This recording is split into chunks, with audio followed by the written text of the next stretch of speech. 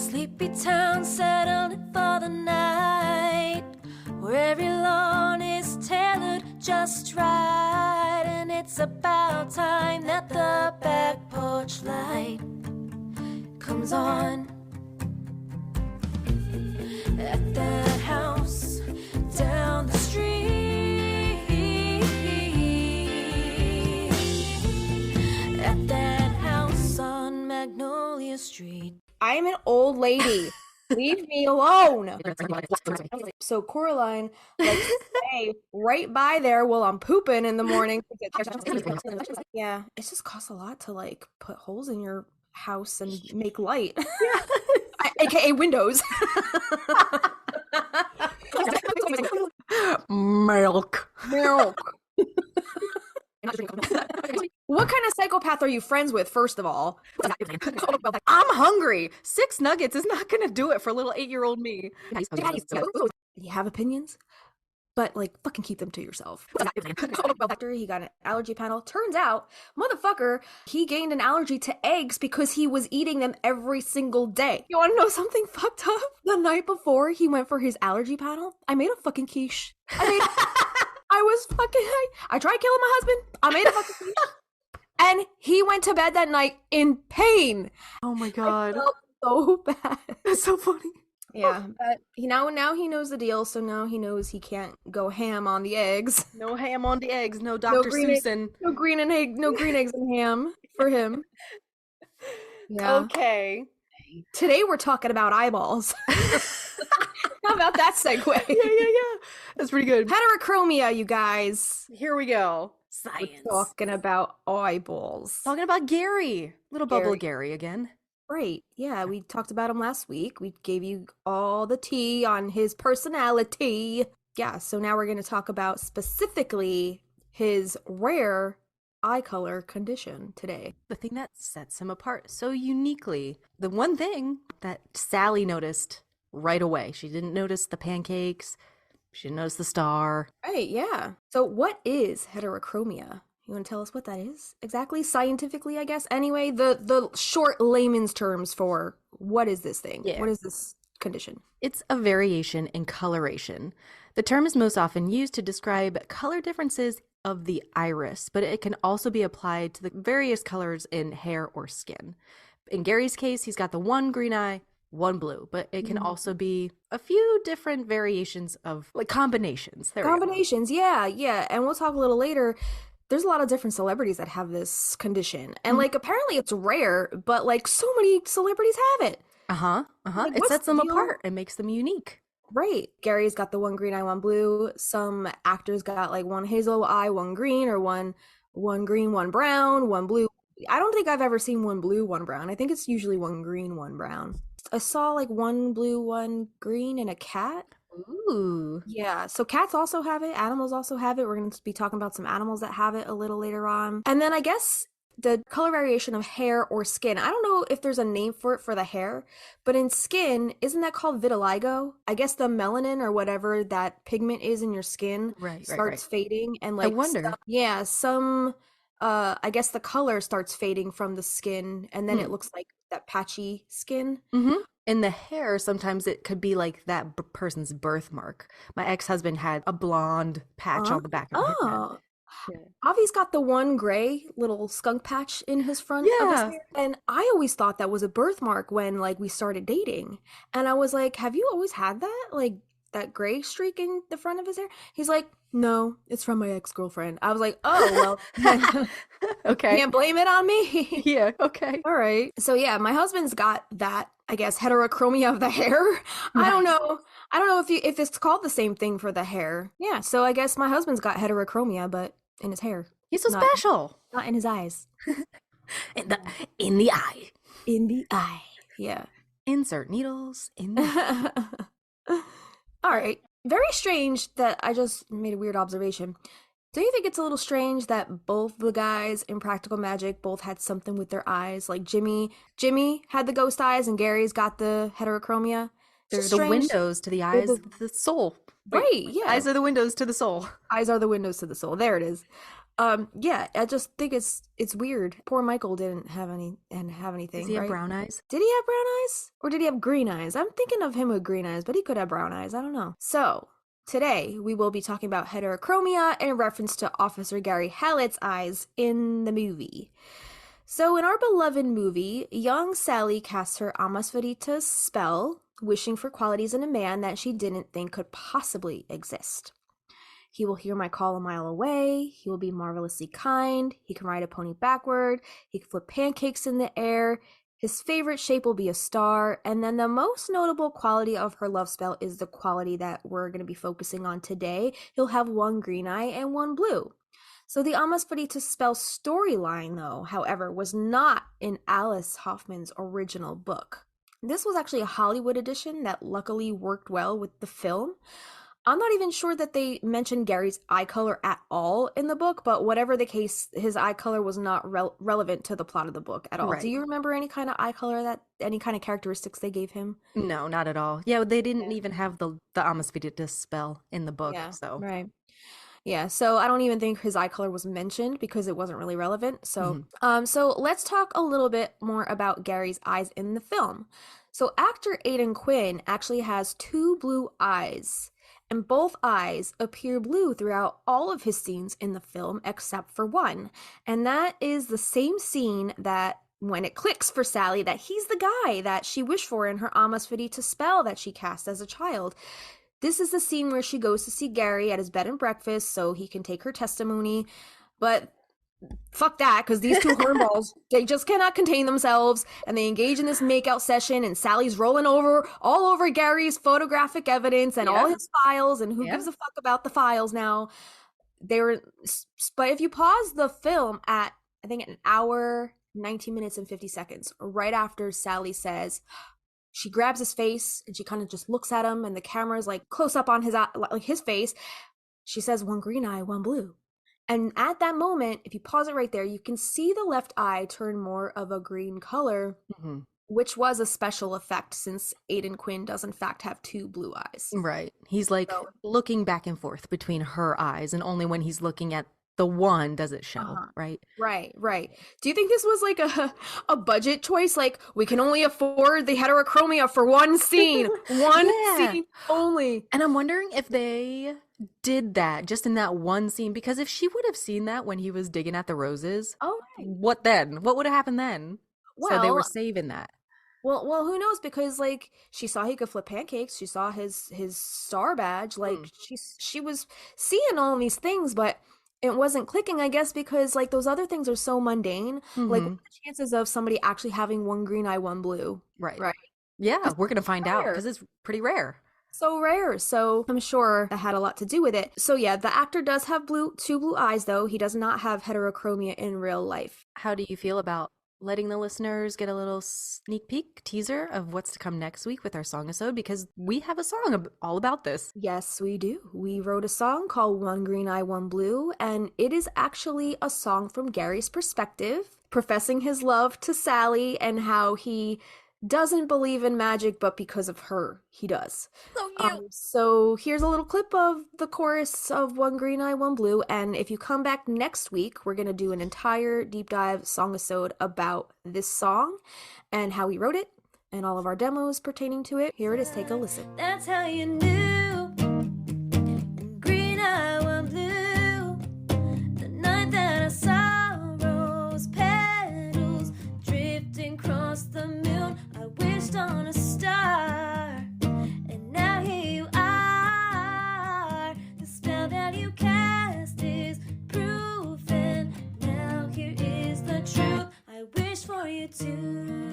So, getting back to the film, on the IMDb page, the special effect that they use in that scene is actually acknowledged in the continuity section. It actually says, Officer Hallett is supposed to have one green eye and one blue. The moment Sally notices This is the only moment that it happens. During the rest of the movie, both eyes are blue, which we already said, but I just thought it was interesting how they actually acknowledged that on the IMDb page. So can we speculate a little bit on why Sally would include this odd physical trait in her love spell? Aside from it being a super rare condition, which would be a dead ringer if she ever came across this guy that was the guy from her love spell, which she does in that scene.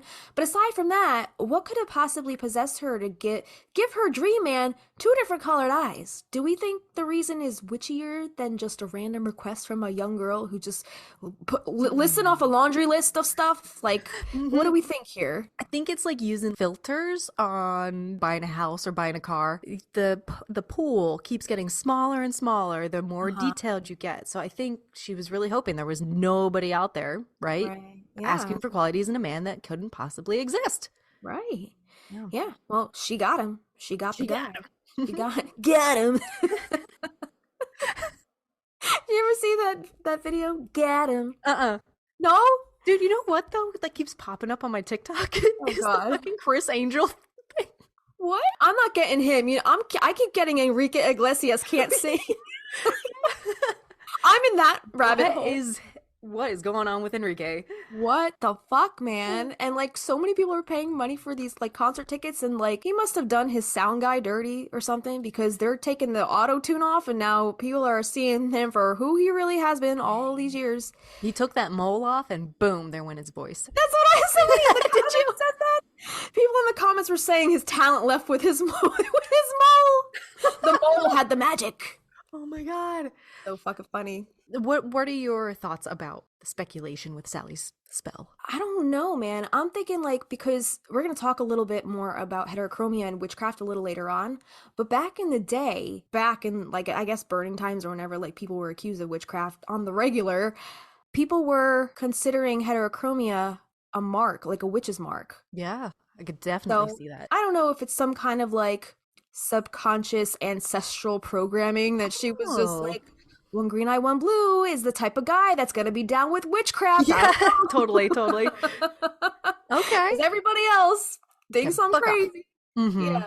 Mm-hmm. So I don't know. Maybe it's just something. The witch's mark. I don't know. I wonder what Jillian would have wished for. Like her top 4 or 5 things that she would wish for as a kid. Right.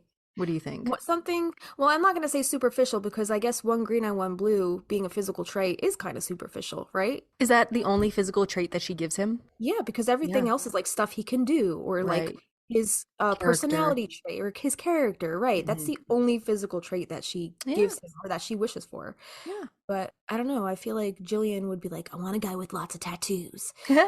With money, a cool car. Yeah. So Yeah. handsome. Superficial stuff, for sure. Yeah.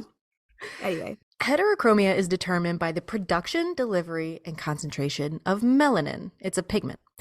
It may be inherited or caused by genetic mosaicism, chimerism, disease, or injury.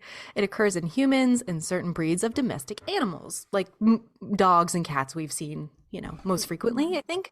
Right. Heterochromia of the eye is called heterochromia iridum or heterochromia iridis. It can be complete or sectoral. In complete heterochromia, one iris is a different color from the other. In sectoral heterochromia, part of one iris is a different color from its remainder. In central heterochromia, there is a ring around the pupil or possibly spikes of different color radiating from the pupil. That's dope. Yeah. Though multiple cases have been posited, the scientific consensus is the lack of genetic diversity is the primary reason behind heterochromia, at least in domestic animals. And this is due to the mutation of the genes that determine melanin distribution at the 8-HTP pathway, which usually only becomes corrupt due to chromosomal homogeneity. Chromosomal homogeneity. Okay. Though common in some breeds of cats, dogs, cattle, and horses, due to inbreeding, heterochromia is uncommon in humans, affecting fewer than 200,000 people in the U.S., and it's not associated with the lack of genetic diversity. The affected eye may have hyperpigmentation, hyperchromatic, or hypopigmented, hypochromatic, so hyper and hypo. In humans, an increase of melanin production in the eyes indicates hyperplasia of the iris tissue, whereas a lack of melanin indicates hypoplasia. The term is derived from ancient Greek, heteros meaning different, and chroma meaning color. So the different forms of heterochromia can be broken down into 3 categories based on where the color difference occurs: complete heterochromia, sectoral heterochromia, and central heterochromia. Complete heterochromia is when one eye is completely different from the other eye in terms of color. This type of heterochromia is quite rare, but it does exist. So this is what Gary had. Mm-hmm. Sectoral heterochromia is when only part of the eye has a different color than the rest of the same eye. An example would be an individual whose left eye appears blue, but with a green streak across it. And central heterochromia is when the pupil or iris around the pupil have different shades of color or completely different colors from each other. This type of heterochromia is also rare, but may appear as golden flecks within a blue iris or as a ring around the pupil with a lighter color than that of the rest of the eye's iris. Eye color, specifically the color of the iris, is determined primarily by the concentration and distribution of melanin. Although the process determining eye color are not fully understood, it is known that inherent eye color is determined by multiple genes. Environmental or acquired factors can alter these inherited traits. The color of the mammalian, including human, iris is very variable. However, there are only 2 pigment presents, eumelanin and pheomelanin. The overall concentration of these pigments, the ratio between them, variation in the distribution of pigment in the layers of the stroma of the iris, and the effects of light scattering all play a part in determining eye color. Heterochromia is classified primarily by onset as either genetic or acquired. I didn't know you could acquire it. I guess by disease or injury, they said. Oh, right, yeah. Although a distinction is frequently made between heterochromia that affects an eye completely or only partially, it is often classified as either genetic due to mosaicism or congenital, or acquired with mention as to whether the affected iris or portion of the iris is darker or lighter. Most cases of heterochromia are hereditary or caused by genetic factors such as chimerism and are entirely benign and unconnected to any pathology. However, some are associated with certain diseases and syndromes. I looked up what mosaicism is real quick because I'm like, what the fuck is that? Because congenital means you were born with it, right? But mosaicism or genetic mosaicism is a condition in which multicellular organisms possess more than one genetic line as a result of genetic mutation. This means that various genetic lines resulted from a single fertilized egg. Mosaicism is one of several possible causes of chimerism, wherein a single organism is composed of cells with more than one distinct genotype. So, science. Interesting. Okay. Yeah. And then do you want to say what the example is they show? Let's see. It's the flower. Half of the flower is orange, and then the other half is yellow, and it's split like perfectly down the middle, right? Yeah, it looks like a tulip. Yeah, like kind of like a yin yang. Like, you know how half is just like black and white? It's kind of like, split right down the middle, half yellow, half red.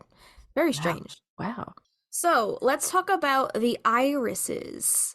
So we're going to talk about abnormal iris, I guess darker irises, and then we'll talk a little bit about lighter irises. So abnormal iris darker. Leash nodules, LISH. These are abnormal growths on the iris, the colored part of the eye, that are often seen in people with neurofibromatosis. I don't know what that is. But do you see why I highlighted this in purple? Oh, Jesus. Thanks for all these words. You're so good. Next is ocular melanosis. This is a condition where there is an increased amount of pigmentation in various parts of the eye, including the uveal tract, epiclera, and anterior chamber angle. I don't know what any of these fucking words mean. Next we have the oculodermal melanoctosis, the nevus of Ota, whatever the fuck that is. Sounds like a book series. Yeah, the nevus of like the secret of Nim or something like that. Yeah. The sorcerer's stone. This refers to a condition where there is excessive pigmentation, usually seen as a birthmark around the eye, known as nevus of Ota. I'm wondering if that's what Michelle Branch has. Do you ever see Michelle Branch without makeup on? No. She's got deep pigmentation around her eye. Ooh, I gotta look that up. She uses makeup to cover it up most of the time, but I remember the first time I saw it, I was like, oh my God, what happened to her eye? And then I was like, oh, it's a birthmark. Oh, yeah. I see. Okay. Yeah. I don't know if that's what that is, though. If that's, she has the nevus of Ota, I'm not sure. But that sounds like kind of what she has. Next is pigment dispersion syndrome. In this condition, pigmentation is lost from the back surface of the iris and spreads inside the eye, depositing on different structures, including the front surface of the iris. And then lastly, as far as the darker abnormal irises go, we have the Sturge-Weber syndrome. And this syndrome is characterized by a birthmark, port wine stain, in the distribution of the trigeminal nerve, along with specific issues like abnormal blood vessels, growth in the brain and the choroid, often leading to secondary glaucoma. Oh, geez. I know you're going to go over the lighter abnormalities in an iris, but how do you differentiate? How do you know if it's like, oh, I have the lighter abnormality? Like, what if the light color is your natural color? You know, how do you, I wonder how they tell one from, like, what was your natural eye color supposed to be? Right. Yeah. I guess it would take an eye doctor or somebody who like does that line of work to be able to tell. Maybe there's different factors that go into determining which one you have. I really don't know. That's so smart. That makes sense. Yeah. This is a rabbit hole. All right, so we're gonna go into the abnormal iris as far as the lighter qualities go. The first one is the Waardenburg syndrome type 2 with complete heterochromia iridum. In this case, an individual has Waardenburg syndrome type 2, which includes complete heterochromia iridum, different color irises. The second one is simple heterochromia, a rare condition where one eye is a different color than the other, but it doesn't come with other eye or health issues. The lighter eye is usually considered affected, showing iris hypoplasia, which is the underdevelopment, I guess, of the iris. Next, we have congenital Horner syndrome. Sometimes this is inherited. This syndrome can result in heterochromia. It's characterized by a smaller pupil in one eye and a drooping eyelid, so not just color at this point. Okay. I guess actually physically the other physical signs. Yeah, it seems like it's affected in a more physical way. The Waardenburg syndrome. In this syndrome, heterochromia is seen as a bilateral iris hypochromia in some cases.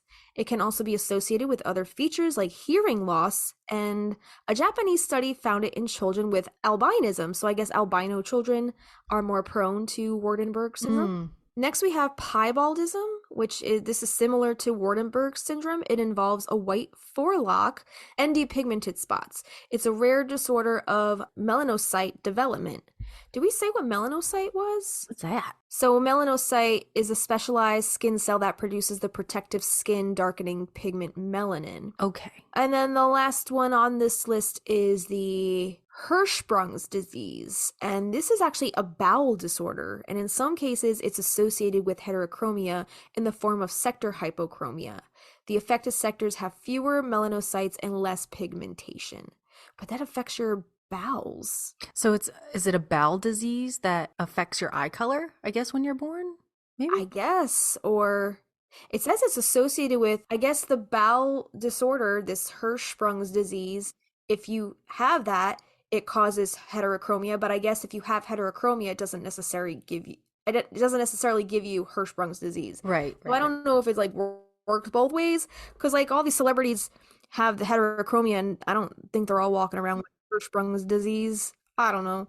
Gotcha. It says it occurs when some of the baby's intestinal nerve cells, the ganglion cells, don't develop properly, delaying the progression of stool through the intestines. Interesting. All right, so heterochromia of the eye was first described as a human condition by Aristotle, who termed it heteroglykos. Notable historical figures thought to have heterochromia include the Byzantine Emperor Anastasius I, dubbed Dikros, Greek for having two pupils. Gross. His right... What? Like two pupils in one eye? Oh. Ew. Oh. Maybe that's not what they meant.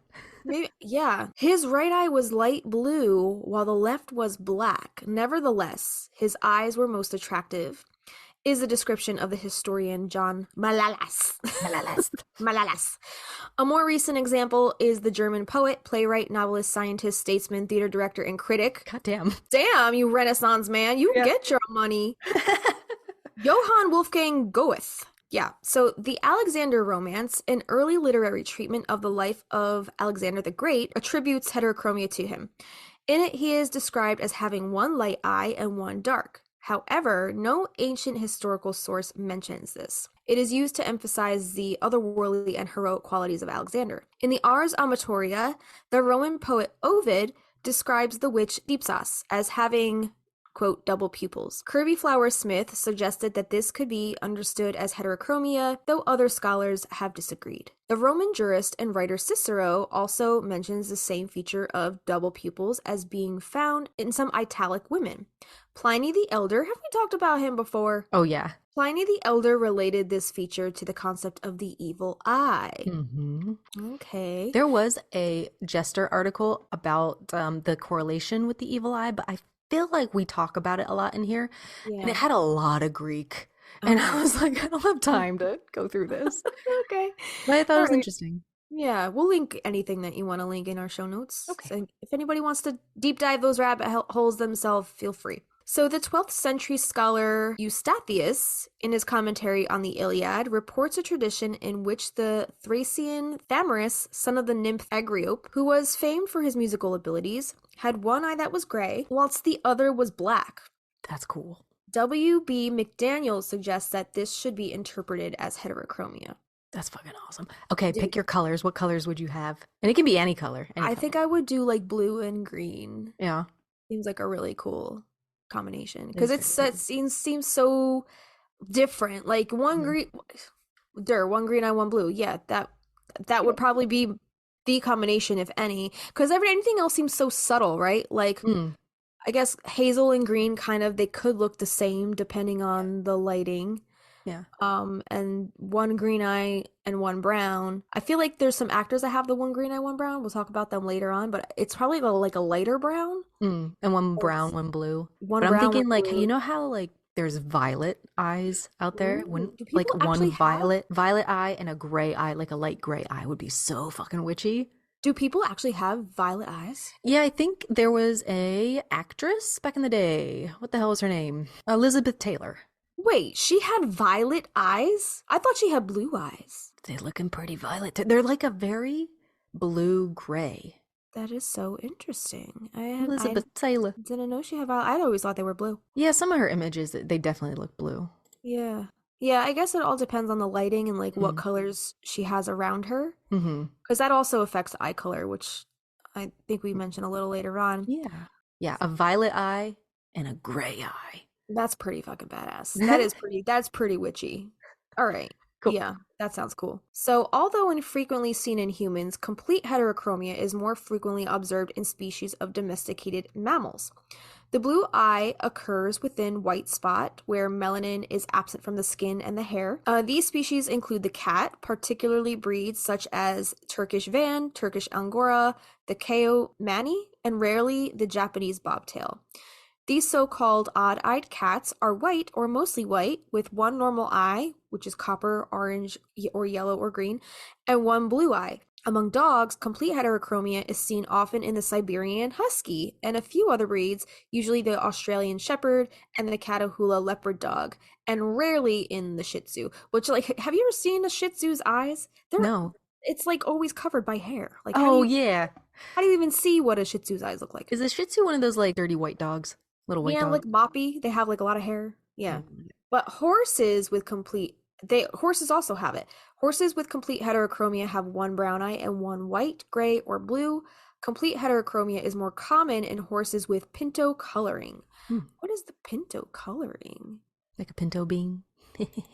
Kind of like a cow, like cow spotted. Complete heterochromia occurs also in cattle and even water buffalo.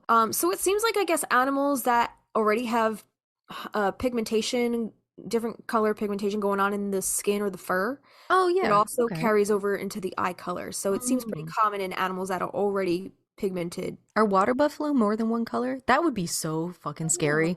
To have a water buffalo coming at you with blue eyes. It's like I tried to run away, but I was just so captivated. And I was bewitched. And then my ass got trampled. Yeah. So it can also be seen in ferrets with Waardenburg syndrome, although it can be very hard to tell at times as the eye color is often midnight blue. Ooh, pretty. So sectoral heterochromia Usually, sectoral hypochromia is often seen in dogs, specifically in breeds with merle coats. These breeds include the Australian Shepherd, Border Collie, the Shetland Sheepdog, Welsh Corgi, Pyrenean Shepherd, the Moody, the Bucerone, Catahoula Cur, Dunker, the Great Dane, Dachshund, and Chihuahua.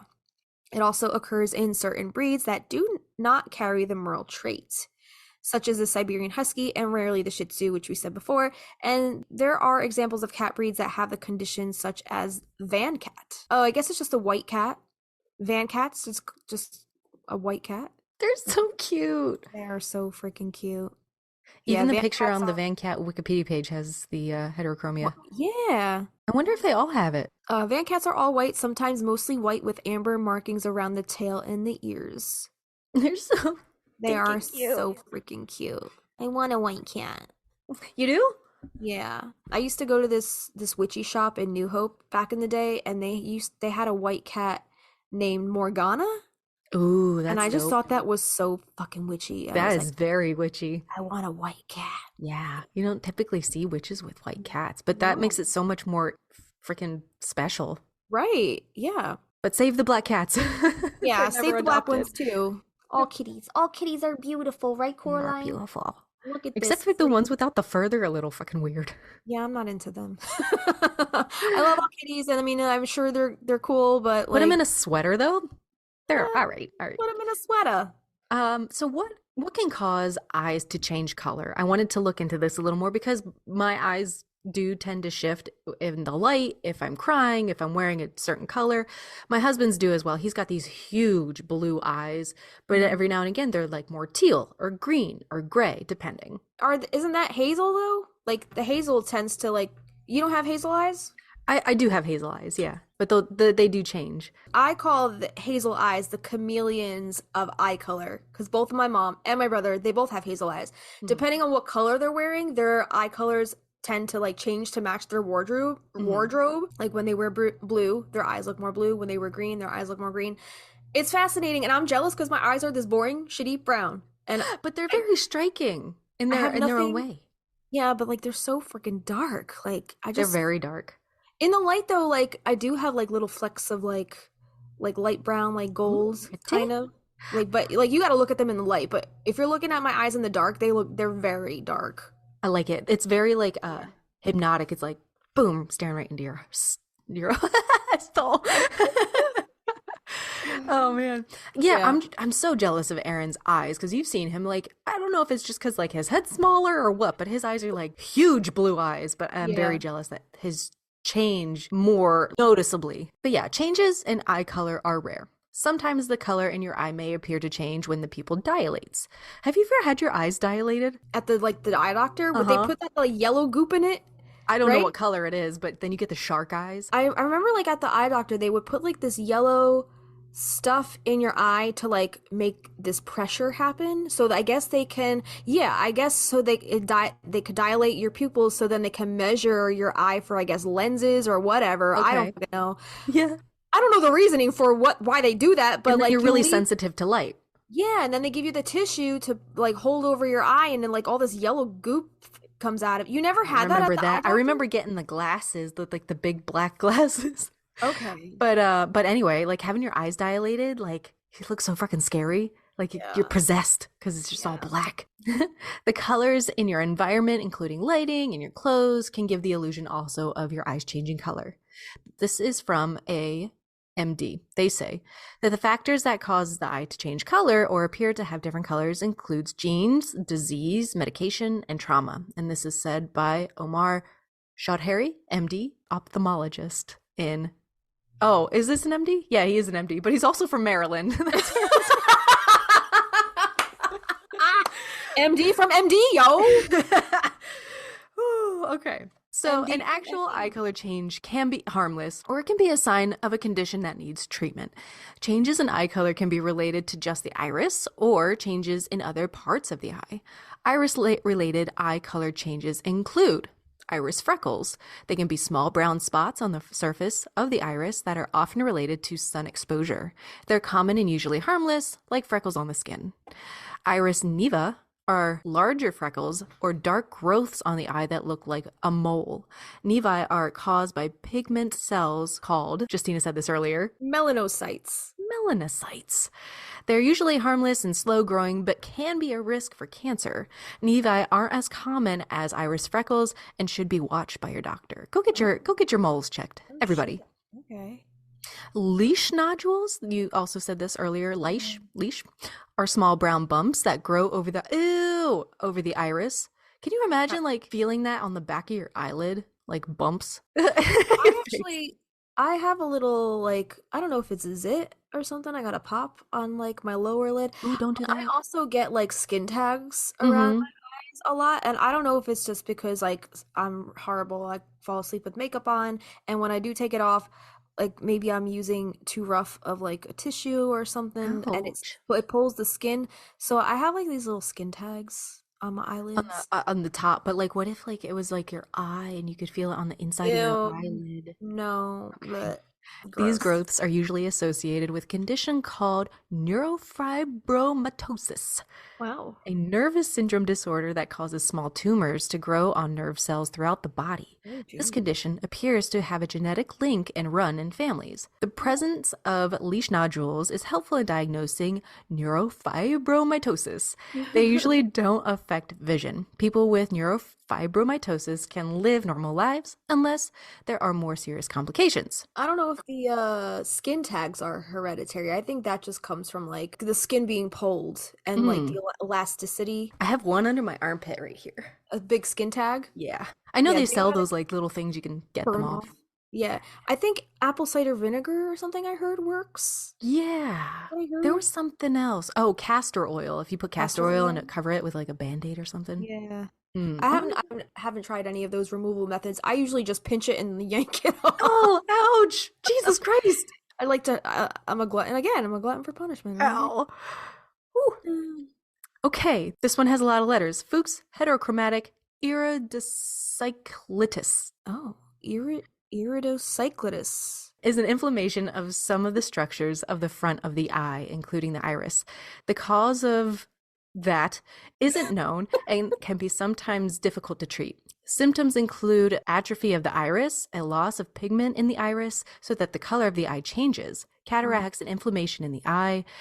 Fuchs heterochromatic iridocyclitis sometimes leads to glaucoma, which can cause vision loss if not treated. So that was just a little bit of the scientific factors that go into what heterochromia is, who it affects, what else it affects, I guess. We're going to scoot into our favorite portion after this break. We're going to talk about all of the spiritual meanings, the supernatural stuff, this magic and lore, all your favorite stuff.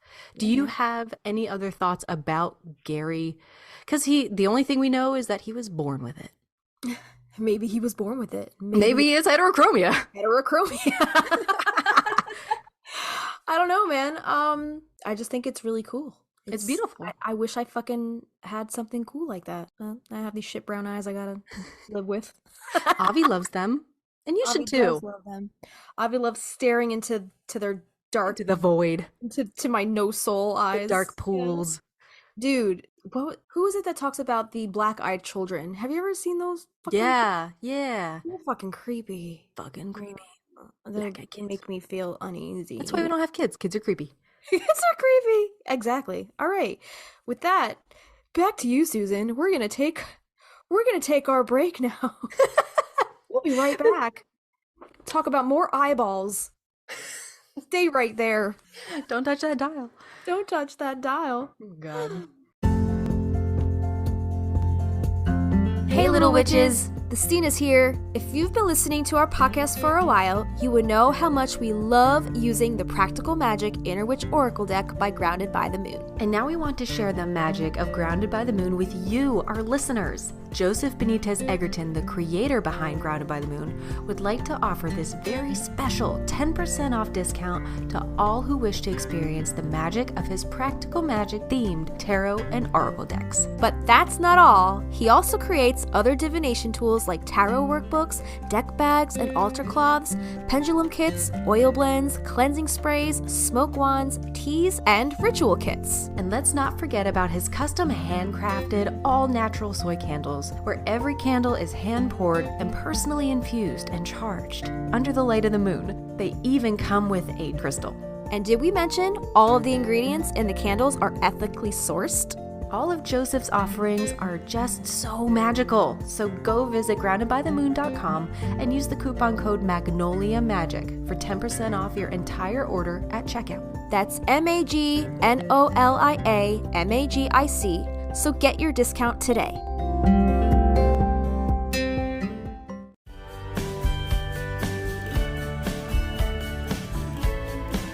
Hey, we're the Stinas, and you're listening to Magnolia Street Podcast.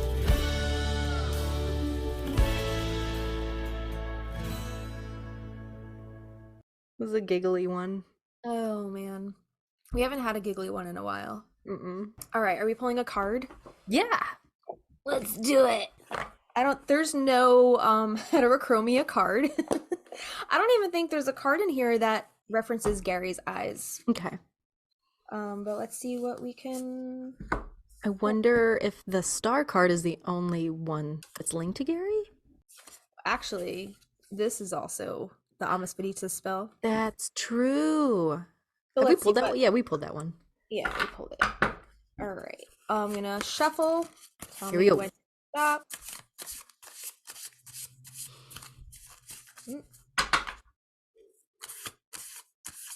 Stop. Circle of Brooms. Brooms. The Strength card. This is Strength. Very nice. This has all the elemental symbols on it. So let's see what that means. This is Inner Circle Strength. All right. So strength and togetherness is what this card means. So it says you could do it alone, but you don't have to. There's great strength in numbers. Rise up to gather the needed energy and courage from these bonds. This is also a message to reach out and fully connect with all the elements. Not all witches practice with others. Some are solitary witches. These witches gain power and strength by connecting and honoring the elements. Deepen your connection with rope magic. Grab a piece of rope and make 5 knots. A knot for each element while speaking the affirmation with each knot. Earth, air, fire, water, and spirit. When you're finished with the 5th knot, take a moment and gain the energy from it. Utilize it on your altar or make it into a bracelet. And the mantra on this card are we are stronger together. That's beautiful. And I think that's really sweet to think about in relation to her spell of not wanting to maybe rely on somebody else to fill her cup. But she had to find herself first, and then Gary was stuck around, like we talked about in our last episode, that they're stronger together. Yeah. It says not all witches practice with others. Some are solitary witches. Maybe Gary was a fucking witch, because he did say, I wish for you too. He right? did. Yes. So maybe in his own way, he cast his own spell. He put his own wishes out into the ether, out into the universe, and they kind of answered each other's call in a way. I think anybody who deals with animals, like big animals like horses, you have to have some kind of non-spoken connection. And that in itself is witchcraft. Yeah, it's telekinesis, Kyle. Yep. Could you read the Amas Veritas one as well, just because this is the thing it's tied to, I guess? Right. Okay, so the keyword on this card is manifest and visualization. So it says there is so much magic around you and everywhere and in everything. More importantly, there is magic inside of you. Know, remember, and tap into it. You have the power to create anything you want or need. And fucking Sally created the exact man that she wanted, right? Yeah. Focus your energy and set your intentions. Make magic happen. Don't just hope that things work out. Ensure that they do. Remember to also do your part. Take the time to visualize a clear and distinct path, as well as the next steps in your spiritual journey. And she did. She took her time. She walked through that greenhouse. She picked each individual petal. She put it into the bowl. Every single petal had its own intention. Every single quality of that man she put into that spell. Even now, when you're trying to draw something in, you're supposed to think about it or talk about it as if you already have it. Right. And I like that she talked about it. She didn't do it that way. She said, the qualities in the guy I dreamed up who doesn't exist, he'll have this, he'll have this. And I like that she did that because she couldn't meet him as a child. He needed to do his own growing up. He needed to have his own character arc and be this good man, if that was through his grandfather or just through his job or whatever. But also that I know I've written down, like, I want a job with this money, or before I was married, I want a guy with brown hair and a beard, stuff like that we still do today. Yeah, for sure. And she got all that she asked for. But the rest of this card says, remember to do your part. Take the time to visualize a clear and distinct path as well as the next steps in your journey. Connect with, thank, and work in unison with the greater energies. I mean, she friggin' worked with the greatest energy of all, the friggin' moon. Like, yeah. She was calling in. I wonder if she was working with all the elements, at least in her mind. Well, she would have to work with air because the air carried the petals away, right? She worked with water because the tides kind of work with the moon to magnetize and pull your, I guess, your wishes and desires toward you. Her fire, I don't know if there was any fire in that spell specifically, but I wonder if it was her breath. Like, I know that's air, but she also made fire with her breath. Right. So she could do that. And then what's the other one? Earth. She's an herbalist. Yeah. So she's kind of using all the elements to kind of, and the rose petals, right? That would be earth, sending that out off into the universe. Yeah. So I think she's very in touch with all of the elements. And I think that definitely helped her kind of bring her wishes to fruition. So this just ends with harness the magic and power that resides within, and when ready, release it to combine with the greater universal energies. And release it she did. Like, she released her rose petals to the moon. And the mantra is, I have the power to create and visualize my destiny. And she did just that. She created exactly the man that she wanted. And it was smart on her part. Does he pick up his laundry, though? I hope so. Does he wash the dishes, though? I hope so. I mean, he could look good on paper, but does he do other stuff? It's my question. Because if he's got one green eye, one blue, that don't mean shit if I come home and the dishes are everywhere, the laundry's not done. Like, I got my own laundry list of shit. All right. Are you trying to tell us something? No, not at all. I'm not stewing in. Okay. All right. But again, I like that it was, what do we think? She's like 12. Yeah. She wasn't asking for somebody then. She knew this was going to be in the future. She knew, I think that was a good point that they made in the movie. Yeah. Okay. So this next article comes from spiritualdetails.com, and this was called Central Heterochromia, Spiritual Meaning, Superstition, and Mythology. They have a few. So number 1, they titled this as Windows to the Spiritual World. Central heterochromia is believed by some cultures to be a sign of a person's connection to the spiritual realm. This belief is rooted in the idea that the eyes are windows to the soul, and that the individuals with unique eye colors may have a heightened sensitivity to spiritual energies and experiences, like exorcisms. Yeah. Do you think he I guess he had like a sensitivity to, I guess, Jimmy's spirit? Like, he actually saw him because he could. Oh, he's got magic eyes. Got magic eyes. Yeah, he's not a witch, not a born witch, blood witch, but he's got the magic eyes. He's a seer. He's a seer. Shit, I like that. I like that. Gary's got his own powers. Gary's got his own magic powers, and we all know what it is. Some consider such individuals to be more in tune with their intuition and capable of perceiving subtle spiritual phenomena. Number 2 are special powers. In various cultures and folklore, it is believed that individuals with central heterochromia possess special powers or abilities. These powers may vary depending on the cultural context, ranging from psychic abilities like clairvoyance to telepathy, Kyle, to exceptional skills in arts, healing, and leadership. Such beliefs often stem from a reverence for uniqueness and a desire to attribute extraordinary traits to those with distinct appearances. Uniqueness. Number 3, having 2 different colored eyes is seen as a symbol of uniqueness and individuality. This perception is shared across cultures, and people with central heterochromia are often admired for their distinctiveness. It is worth noting that even though central heterochromia is relatively rare, there are various other unique physical traits that can also be seen as symbols of individuality and appreciation in different cultures. Number 4, multiple perspectives. Some cultures believe that people with central heterochromia have the ability to view the world from different angles, which Gary would need to do. He's got to see all the angles, right? Yeah. This can be interpreted both literally, as the eyes provide different visual perspectives, and symbolically, as an ability to empathize and understand different viewpoints. It fosters an appreciation for open-mindedness and enhanced capacity for empathy and compassion. They are hypnotic and spellbinding. Central heterochromia is often associated with being captivating and having a mesmerizing effect on others. It's kind of like when somebody has a lazy eye, you're like, I don't know which eye to look at. Yeah. I don't know if that happens to you. Yeah, it definitely does. This belief may stem from the rarity of the condition and the visual appeal of 2 contrasting eye colors, which can draw attention and leave a lasting impression on those who see it. Enhanced intuition is interesting. The next one, number 6, is enhanced intuition, which is interesting because one of Sally's laundry list items was he will hear my call a mile away. And that scene when she goes to save Jillian in the attic when she's being possessed, she never phones for Gary. Like, he just knows to show up. Like, he has that, like, inner knowing. Mm-hmm. And he just needs to come to her, like, her beck and call, like, her to help her. Yeah. So he's got some kind of enhanced intuition, and maybe it's because of his eyes. Yeah. And it also says that psychic abilities. I wonder what else we just missed by watching it. We tend to watch it in a certain way. I gotta be honest, I don't really focus on Gary, but maybe we should start. Yeah. Yeah.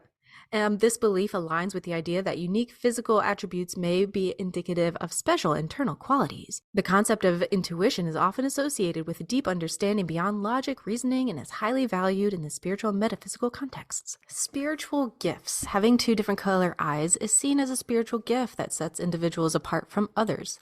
This perspective emphasizes the positive connotation of the condition, presenting it as a blessing or divine endowment.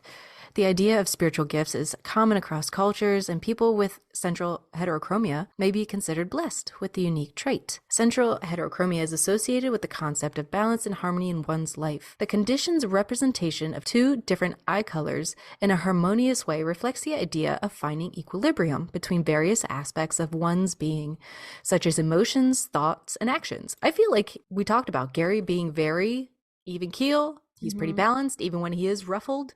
Still trying to be rational. And if we look at the yin and the yang, right? Isn't that balance and harmony? That's what you said earlier. It's Black kind of and like white? Yeah. 2 different colors on the spectrum? Yeah. Yeah. This interpretation underscores the importance of maintaining balance for spiritual growth and well-being. Central heterochromia is believed to represent personal growth and transformation. The condition's rarity and unique appearance can be seen as a metaphor for the transformative journey that individuals undergo as they evolve and change throughout life. This symbolism encourages embracing change and viewing it as a positive force in one's spiritual development. I wonder how witchy Gary ended up getting after they were together. Oh, I'm sure, like, he's putting his intentions in every month on the full moon now. He's doing bay leaf burning rituals. He's collecting crystals. He basically is Avi now. He's Avi, yeah. Yeah. It could go that way, or he could be like Aaron, where he's like, Sally needs a bonfire. He goes, lights the bonfire, gets the wood, puts it aside, then kind of like mumbles and walks away and goes. And I was gonna say, like, as we're reading this list of stuff, after this episode, I'm convinced that Gary is a witch, but like in his own way. Which is why he's so attracted to Sally. Like, he knows there's something magical about her. And even though he's like been raised with this like muggle lifestyle, he's not conditioned to, he was never around all that stuff or exposed to all that stuff to know. He doesn't know his potential. He doesn't know his own magic. Exactly. Like, kind of like Sally or Jillian for a long time don't know their own magic. And then it was like them coming together that kind of like really enabled the both of them to relish in their own magic, and they help each other grow and expand in their magical way. Does that make sense? Yes. Yeah. Because the girls are having to relearn everything. Because, Yeah. like you said, they haven't practiced in a long time. And I think Yeah. with Gary in the picture, it's going to be a lot like him making the pancakes. Like Sally's trying to work on doing a spell, and he's like, no, that's not how you do it. Move over, I'll show you. And like he's like better at magic than they are. I could totally see that. 100%. see. 100%. I think Yeah. he thrives at being perfect. Perfect. Yeah. Perfect. I think they both make each other more magical, is Yeah. what I'm trying to say. So some interpret central heterochromia as a sign of a spiritual awakening or an enlightenment. Sally didn't see it until they started kissing. They had a physical touch between them. Ooh, that spark. Yeah. Yeah. This interpretation connects the physical attribute of unique eye colors to a deeper inner awakening where an individual becomes more aware of their spiritual nature and gains insight into profound truths about existence and consciousness. Central heterochromia has been seen as a symbol of being connected to a higher power or divine energy. The belief suggests that individuals with this condition may have a stronger spiritual connection or receive guidance from a higher source. His grandpa. Mm. It aligns with the notion of the spiritual symbolism found in many cultures where unique physical traits are linked to spiritual significance. Mhm. And this last one, embracing uniqueness. Central heterochromia is seen as a reminder to embrace one's inner uniqueness and let it shine, which I'm hoping he learned to do, because when he said like I was born with it, it was almost a flaw. You know, Like he was self-conscious about it. Yeah. And he's like, oh shit, she actually saw it. Yeah. Yeah, so sad. This interpretation encourages individuals to celebrate their differences and not to conform to societal norms.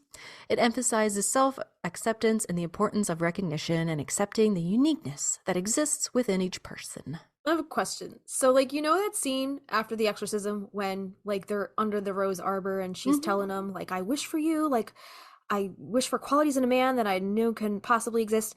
She never, like, lists off, like, what those qualities were. Do you think he ever, like, went back and was like, so, what were those qualities you wished Yeah, for? of course he did. Yeah. Totally.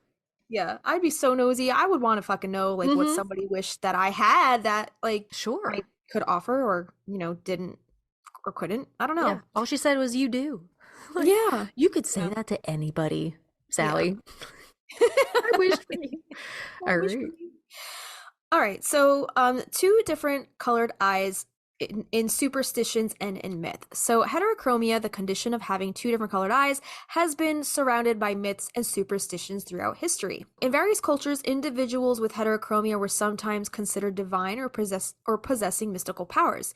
They were associated with dual nature, fate, and wisdom, and were sometimes viewed as shapeshifters or guardians, contributing to their captivating and enchanting allure in human culture and storytelling. Number 1, mystical origins. In various cultures, people with two different colored eyes have often been regarded as having special powers,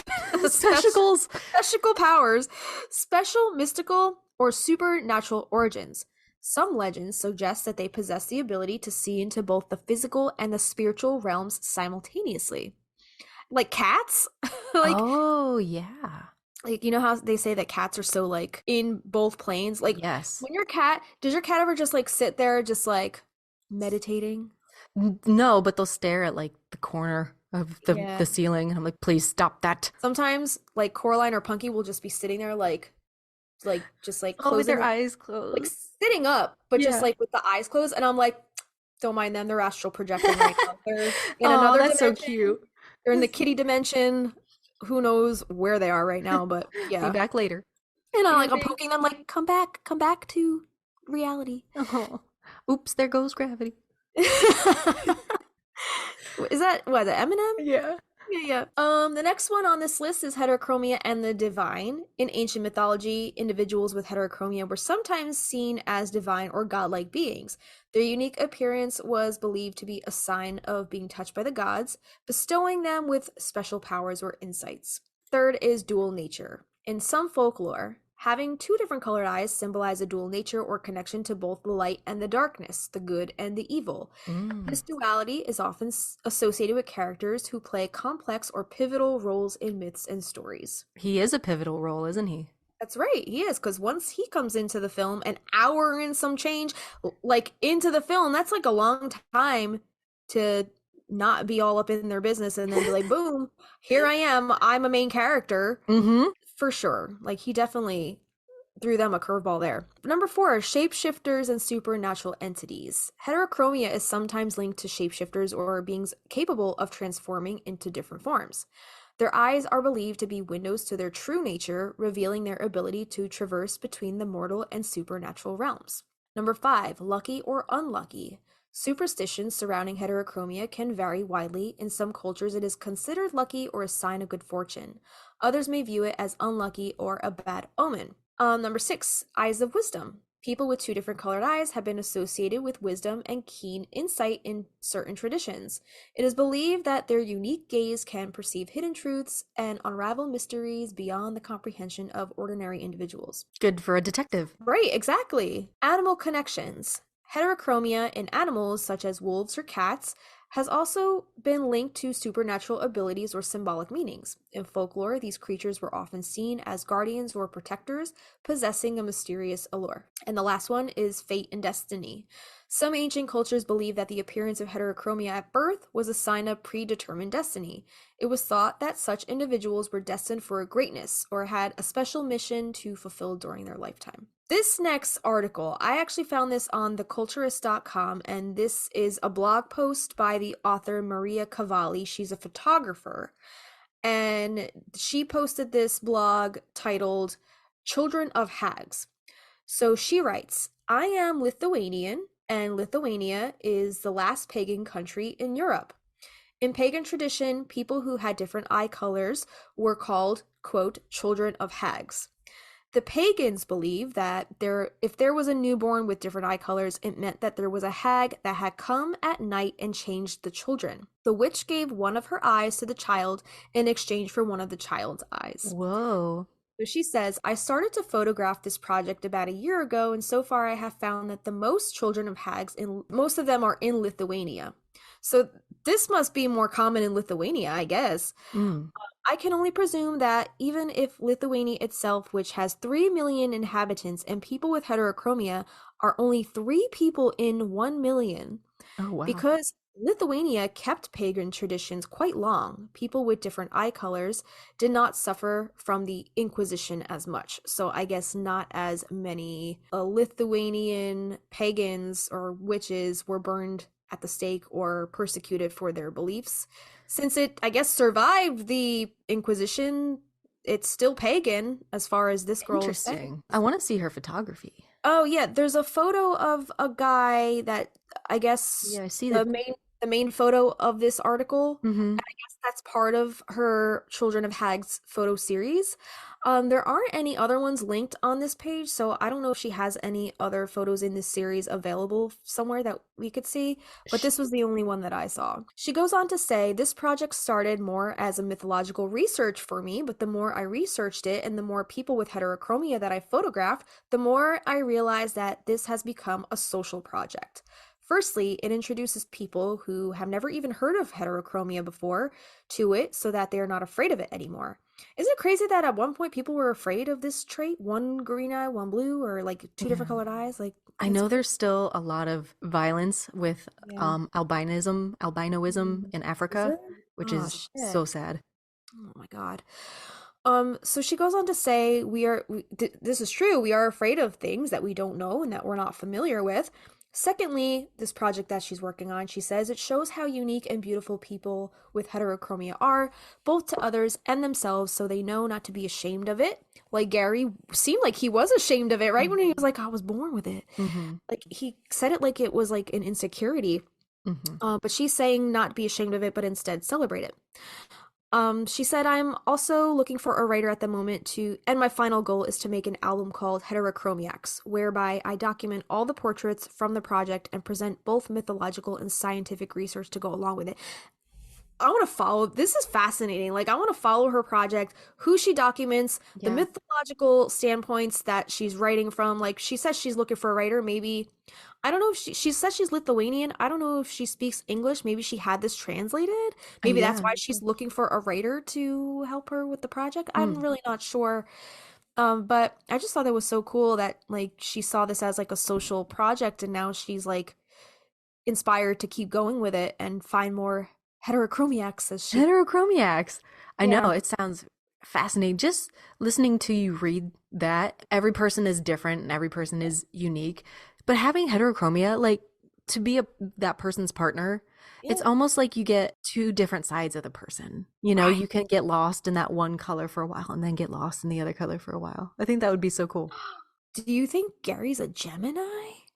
Yeah, right. Two different people? I What? don't think so. He is way Christina, too are put you together. Are you a heterochromiac, Christina? I just got a lazy eye, man. It's kind of lazy. Yeah. So, heterochromia, in mythologically, mythology and folklore. The first one is Odin. So in Norse mythology, Odin was depicted with one blue eye and one brown eye. This symbolized his wisdom and insight, as well as his ability to perceive both the physical and spiritual realms. And he gave up one of his eyes for wisdom. Did he? Yeah, he plucked it right out of his, like in Kill Bill, she plucks her eyeball out. Wow. So one of your cats is named Odin, right? Yep, I got a little Odin. You got a little Odie. Does he have two different colored eyes? No. Well, he's got both of them at least. He didn't pluck Yes, one of them. yes. All right. Number 2 is dragons. Chinese mythology described dragons as having heterochromatic eyes, which represented their immense power and supernatural capabilities. Next is the white buffalo calf woman. In Lakota Sioux mythology, the goddess white buffalo calf woman possessed one blue eye and one brown eye. This was believed to signify her unique ability to see and understand both the physical and spiritual aspects of the world, making her a significant and revered figure in their folklore. The next is the Egyptian Eye of Horus. In ancient Egyptian mythology, Horus, the god of the sky, was often depicted with one eye that represented the sun and another eye that represented the moon. This duality in his eyes symbolized the cycle of day and night and his role as a protective deity. That's cool. I didn't know that about the Eye of Horus. The next one is the kitsune. In Japanese folklore, kitsune, the mythical fox spirit, was said to have heterochromatic eyes to represent their otherworldly nature. Kitsune with different colored eyes were believed to possess exceptional intelligence and magical abilities, such as shapeshifting and bending reality. And I've talked about this game on here before, but in my favorite PC game, The Night of the Rabbit, there's a fox character named Kitsune, but I don't think her eye color is mentioned or relevant to the game, but she does like appear and like disappear and like she kind of like shapeshifts and like she brings Jeremiah Hazelnut, the protagonist of the game, that's the main character. Cute. She brings him into like an alternate dimension and like gives him like little riddles and stuff. It's Did really we talk cute. about this in our rabbits episode? I think we did, yeah. Yeah, cool. This game is chock full of like woodland animals with magical abilities. So I gotta play this game. it's fucking awesome. It's one of my favorite games, and I still play it from time to time to just like escape reality and just be all up in like the woodland creature land. Nice. It's so cute, and the music is amazing. Hit it up on Spotify. Just put it on while you're working on your art one day. It's beautiful. The music is beautiful. Okay. Night of the Rabbit. Check it out. And I think the composer is Tilo Alperman. Tiloalperman. Why does that sound so familiar? He's done other stuff. I started writing Tilo Alperman. Night of the Rabbit. Okay. Yeah. Check it out. Beautiful game, beautiful artwork, beautiful music, and the folklore in it is just really, really cool. Next one is Lu. In Celtic mythology, featured Lu, the god of the light, who was associated with the sun and the moon, kind of like the Eye of Horus in the Egyptian myth, as a symbol of his connection to both celestial bodies. He was often depicted with one blue eye and one green eye, like Gary, signifying the changing of the seasons and the balance of the light and the dark. So do you think Gary kind of like came in that like seasonal transitional period, and he left in that seasonal transitional period? That's true. Right? That is true. Interesting. This both the spring and the autumnal equinoxes. He came in the spring and came back in the autumn, right? But he left like at the end of the summer, and then he came back like after the equinox, right? Because Samhain is like after that. Yeah, but he came back before and gave her a kiss. Yeah, a little bit. We don't know how much before Samhain that was. We don't know. I'm just saying. I think it's really cool. Like, I don't know if that was intentional on the writer's parts. Yeah. No, I don't think so. I think we're just way too smart for our own good. I think we're putting this whole battleship together. The whole battleship. Well, like yeah, like the green eye, the blue, the one green eye, the one blue, the changing of the seasons, the balance of light and dark energies. Hmm? Because we have Jimmy the dark energy, but then Yeah. Gary's the balance of the light energy. And we were talking about cowboys and outlaws, like the Right, balance of good and evil, right. Yeah, it's all there, man. It's all there. and black and white, Yeah, maybe blue and green. maybe that's why the writers wrote it in. I don't know. Maybe Maybe. it just made sense. It makes sense to me. Yeah. And the last one on this list is the Okunanushi. So, in Japanese mythology, Okunanushi, a deity of nation building and medicine, had one red eye and one blue eye. His heterochromia was believed to represent his ability to perceive both the visible and invisible worlds, granting him extraordinary healing powers and wisdom. And we're going to talk a little bit more about Japanese culture a little later on. I had no idea, but like in anime and manga, heterochromia is very prevalent. Like there's It's a like a big lot deal. of oh yeah, like a lot of characters in that world have heterochromia. And I'm Wow. like I wonder why. I did a little deep dive on it and we'll talk about it a little later on. Okay. Fascinating. Nice. So in some cultures, they were thought to be blessed by gods while others feared them, people with heterochromia, because they saw them as omens for bad luck. The most famous example comes from Greek mythology, where Odysseus was said to have one brown eye and one blue eye. He was said to possess great wisdom thanks to his unique eyesight. And that was actually, I got that little bit there from lenseyecare.com. So, like What? an eye doctor website. That's cool. Yeah, so I think it's Okay. interesting how like even like eye doctors and practicing MDs from Maryland or whatever, Are up on their mythology. they're like into this mythology shit. They're like, yeah, Odysseus and Aristotle and whoever the fuck, That's like awesome. they were down with the shit before, it was actually a thing, I guess. Yeah, So before it was cool. before it was cool. So according to viewpointvision.com, I think maybe another eye doctor, mismatched eyes have meant different things to different cultures throughout history. The pagans of Eastern Europe thought that they were witch eyes, as in, witchcraft eyes, Mhm. while some Native American cultures believed that they were ghost eyes that had the Ooh. ability to see into heaven and earth. Modern culture mostly just sees them as being really cool. That's awesome. Yeah. I'm so But I jealous. think that's interesting. So the pagans of Eastern Europe thought they were witch eyes, aka Gary. Native Americans thought that they were ghost eyes, Jimmy. Right. So it's like Jimmy and Gary. All right. So Did tell you us reverse about. those? Did I? I don't know. My brain, my dyslexia flip-flopped that in my mind. Did and reversed Sorry, it. I'm sorry. All right. Tell If us about you- dogs. Yeah, if you have heterochromia or you know somebody who does, tell us, write us in. Let us Yeah. know. I want to know. I want to see photos. That's amazing. Pics or it didn't happen. Yeah. Yes, I will tell you about dogs. I have a puppy dog. He does not, however, have different color eyes. He has very light brown eyes. They were very gold when we first got him, but they darkened up a little bit. Yeah. The family I nannied for before the girls, they had a husky dog, shorter hair, but had one blue eye, one brown eye. She was so Aw. cool. So cool. So pretty. In some spiritual beliefs and folklore, a dog with two different colored eyes is often seen as having special connection to the spiritual world or possessing unique qualities. Here are some of the potential spiritual meanings attributed to the dogs with heterochromia. Number 1, they are guardians of the spirit realm. Dogs with different colored eyes are sometimes considered guardians or protectors of the spirit realm.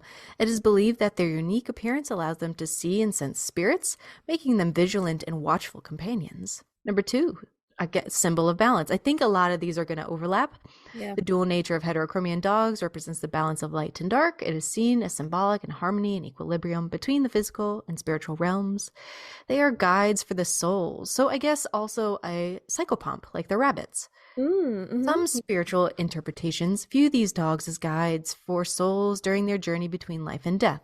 They are believed to accompany and comfort spirits, offering guidance on their path. I saw a heartbreaking meme or write-up or something like that that said, what if humans are kind of like elves to dogs? You know how elves don't age? Dogs Oh. age much faster than us. It was written from a dog's perspective. Like, I've been with my human and now I am old and they look exactly Aw. the same, and I have been with them my whole life and they are good to me, and something like that. And I'm like, oh my God, my heart That hurts. is so existential. I know. So Um, sad. That's that. I never even like thought. I never even put that together. Like, never even would have thought of that. But Yeah. like, yeah, a dog ages so fast. Like, it's crazy. Yeah. But cats are, I guess, cats can be considered more human because they age slower, I guess. And they're Cats live smaller, a so they long have a little bit of longer life. Like, Yeah. I don't know, the oldest cat I've ever encountered was like 18. Yeah, I've seen like a 20-something-year-old cat. I don't Yeah. know if I've ever seen a dog that old. No, definitely not. I don't think they live past like 12, 13 years. That's so It's sad. sad how quickly they age. Yeah. Diggity is 3. Oh. He has a birthday this month. He's a Sagittarius. Oh, happy Sagittarius birthday, Diggity, my Diggity, Hot diggity. my fellow Yep. Sag. I didn't know he was a Yeah. Sagittarius. Mm-hmm. That's awesome. Number 4 is intuition and perception. Dogs with 2 different colored eyes are associated with heightened intuition and perceptive abilities. It is believed that they can see beyond the physical world and into the depths of the soul. I think all animals have that Mhm. ability. Oh yeah, Yeah. definitely. Divine connection. They're considered blessed and connected to divine forces. They are seen as messengers and intermediaries between human and spiritual realms. Heterochromia is sometimes associated with exceptional loyalty and protective instincts in dogs. They're believed to guard their owners not only in the physical realm, but also in spiritual threats. So when you're astral projecting, make sure that dog's Mhm. close by. Right. And fortune and luck. In some spiritual beliefs, a dog with 2 different colored eyes is seen as good fortune and good luck. Owning or encountering such a dog is considered an auspicious event. Aw. So let's talk about some of the spiritual meanings in animals. So other animals include cats, including the Turkish Angoras or the Japanese bobtails. What was the other one you called? The van cat? Yeah, the white cats. Yeah. They can also exhibit the heterochromia, this condition that manifests in one of both eyes. So cats have been revered for their mysterious nature in various spiritual traditions. 2 different colored eyes in cats may symbolize their dualistic nature, serving as guardians between the seen and unseen worlds. Horses can display heterochromia, often in the form of one blue eye and one brown eye, which is sometimes referred to as a wall eye or glass eye. Interesting. Certain breeds of horses, such as the American painted horse, consider this trait desirable. In spiritual contexts, horses are often linked to freedom, power, and intuition, and these horses might be seen as a unique mark of their extraordinary nature, reflecting their connection to the divine. Ferrets are associated with playfulness and the curiosity. In some spiritual beliefs, 2 different colored eyes in ferrets could signify their special insight into hidden realms and heightened senses. Aren't ferrets like more prone to the albino eyes? Have you ever seen a ferret with the red eyes? Oh, yeah, you're right. Are they? Yeah. This is stupid. Are they What? mammals, marsupials, rodents? The rodents, right? Are Aren't they a they rodent? Okay. Yeah. Yeah. Owls. They can have 2 different colored eyes, and they have been a symbol of wisdom and spiritual guidance across cultures. And these owls might be seen as a representation of their heightened perception and the connection to the ancient knowledges. Mm. And lastly, snakes. Oh my goodness, so cute. Mm. Let's see. You like snakes? I like snakes. I think they're Yeah. fascinating. Yeah. You don't like snakes? No, I don't have a problem. Like, honestly, like, you know how a lot of people are like skeeved by reptiles? Yeah. Reptiles don't bother me. Mm-mm. My cousin used to have a snake. He used to make me feed mice and rats to his snake. Oh gosh. Like, as a kid. Damn. Like, he had a huge, I don't even know I don't even know what kind of snake it was. I But I wouldn't mean, want to like, feed them. but I was a kid and I was like, oh, that's so cool. Like, Oh, you know, really? when you're a kid, that shit is so friggin' like, You're so dark. well, Just like yeah. your eyes. Like my soul. Right. I mean, like, yeah, snakes don't bother me. It wouldn't be the first pet I would rush to the pet store to get, Sure. you know? Yeah. Yeah. I don't like them in my snuggling- house. Or that, yeah, or in my garden. Yeah. I told you the story when my mom pulled a snake out of the garden. She thought it was Yes. a twig or a stick, and she pulls it out, and there's a friggin' snake in her hand. That's happened to her at least twice. That's crazy. Yeah, I like them. Just don't Yeah. sneak up on me. If I see you Yeah. lay over there, cool. I'll sneak up on you. If I saw one in my house, like one from outside that made its way into the house, that'd be a different story. I think I would flip my shit. But like my cousin had a pet and like I knew it was in the house. I knew it was his pet, so it didn't really bother me. Mm. But Yeah. I wouldn't not. Domesticated. I don't think I'd want one as a pet though. Okay. So they're often associated with transformation and regeneration, and heterochromia in snakes may signify their unique perspective as they shed old skin and embrace the new growth. Oh, yeah, that's right. They do shed skin. I told you that the girlies from PetSmart, when I used to work there, would give me the snake skins That's when they right. would shed. So Yeah, I you have a still little have that jar. skin? Yeah. A jar of the snake skin? Yeah, let me show you. I'll That's just we'll pretty cut this fucking. part out. But... See, that's some shit that I would fucking do too. Right? And Avi would be like, do you want this? If he found snakeskin on our property, he'd probably be like, do you want this? And my neighbor Tom has given me two Yeah. snake skins Oh, also that's that so are over the back door. But that's these are little cool. tiny snakers. Yeah. That's so cool though. I love that. Love that for you. Love it for you. That's such a passive aggressive thing to say. It really That's is. like I don't give a fuck about what you're telling me right now. I love that for you. Sometimes Molly says that to me. And I'm like, Oh, that would irk the fuck out of me. yeah, I'm like, oh well, aren't you a little biatch? That's kind of like being like, oh, I could never pull off that look, or I could Yeah. never pull off that haircut.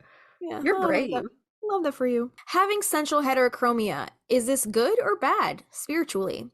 So the spiritual interpretation of central heterochromia, having two different colored eyes, varies across cultures and beliefs. Some view it positively, associating it with uniqueness, a connection to the spirit realm, heightened intuition, and special abilities. In these contexts, it is seen as a symbol of spiritual favor and a divine gift. However, not all cultures attach spiritual significance to heterochromia, and for them, it remains neutral from a spiritual standpoint. The perception of central heterochromia as good or bad spiritually is subjective and depends on individual and cultural beliefs. So this next little bit, this is from New World Witchery. I think that's a book, and this is a trove of It's a North American. podcast. Oh, it's a podcast? Oh, this podcast is awesome. You would like it. It's like kind of Appalachian based witchcraft. Okay. Corey's the guy Corey Corey Thomas. Hutchinson has Yeah. this like super nice voice. Yeah. Like, great podcaster voice. Awesome. Yeah. Well, I think he wrote a book because I Okay. copied this from a Google document. Yeah, Like yeah. I had to type it because it wouldn't let me like Copy actually paste. copy paste. Gotcha. Yeah. But there's like a whole book. This is from chapter 3. This is from A New World Witchery, A Trove to North American Folk Magic by, I guess, the podcast host Corey Thomas Hutcherson from 2021. This is chapter 3.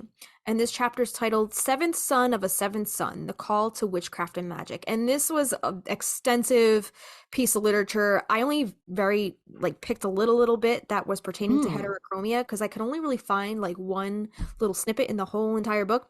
Did the other contents of the book seem interesting? Would you read it? Yeah, totally. This says in reference to heterochromia, this says several accounts describe the pull to witch work as coming through one of 3 categories. So, number 1, those physically marked as witches, often by a birthmark or quote deformity of some kind. Number 2, by lineage or heritage coming from a family line of witchcraft that would be passed down across generations. And the last one is by study, usually a close apprenticeship with an existing witch or magical worker or spirit helper.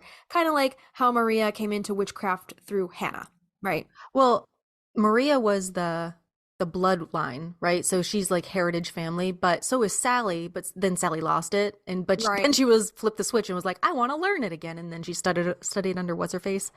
Yeah, what's her face? What's her name? Margaret? Who the fuck? I'm blacked out. So this was in reference to the witch's mark or physical evidence of the witch's call. So basically he's saying that a witch comes into her line of witchcraft. She comes into witchcraft because she has been called to practice witchcraft. And there is physical evidence of that call, which is usually comes in the form of a witch's mark or like a birthmark or something of the sort. This says, being called to a witch often involves bearing a mark of some kind, and the idea of a marked body as a magical body is hardly new. Marks could also be broader, lumped into the category of, quote, deformity or physical handicap of some kind, such as club foot, cleft palate, or extra digit. Even heterochromia, having eyes of different colors, could be seen as a mark of enchantment. Yeah. So back then, anybody with heterochromia, that could have been considered a witch's mark or somebody marked by, I guess, otherworldly, spiritual, I don't know, powers the devil.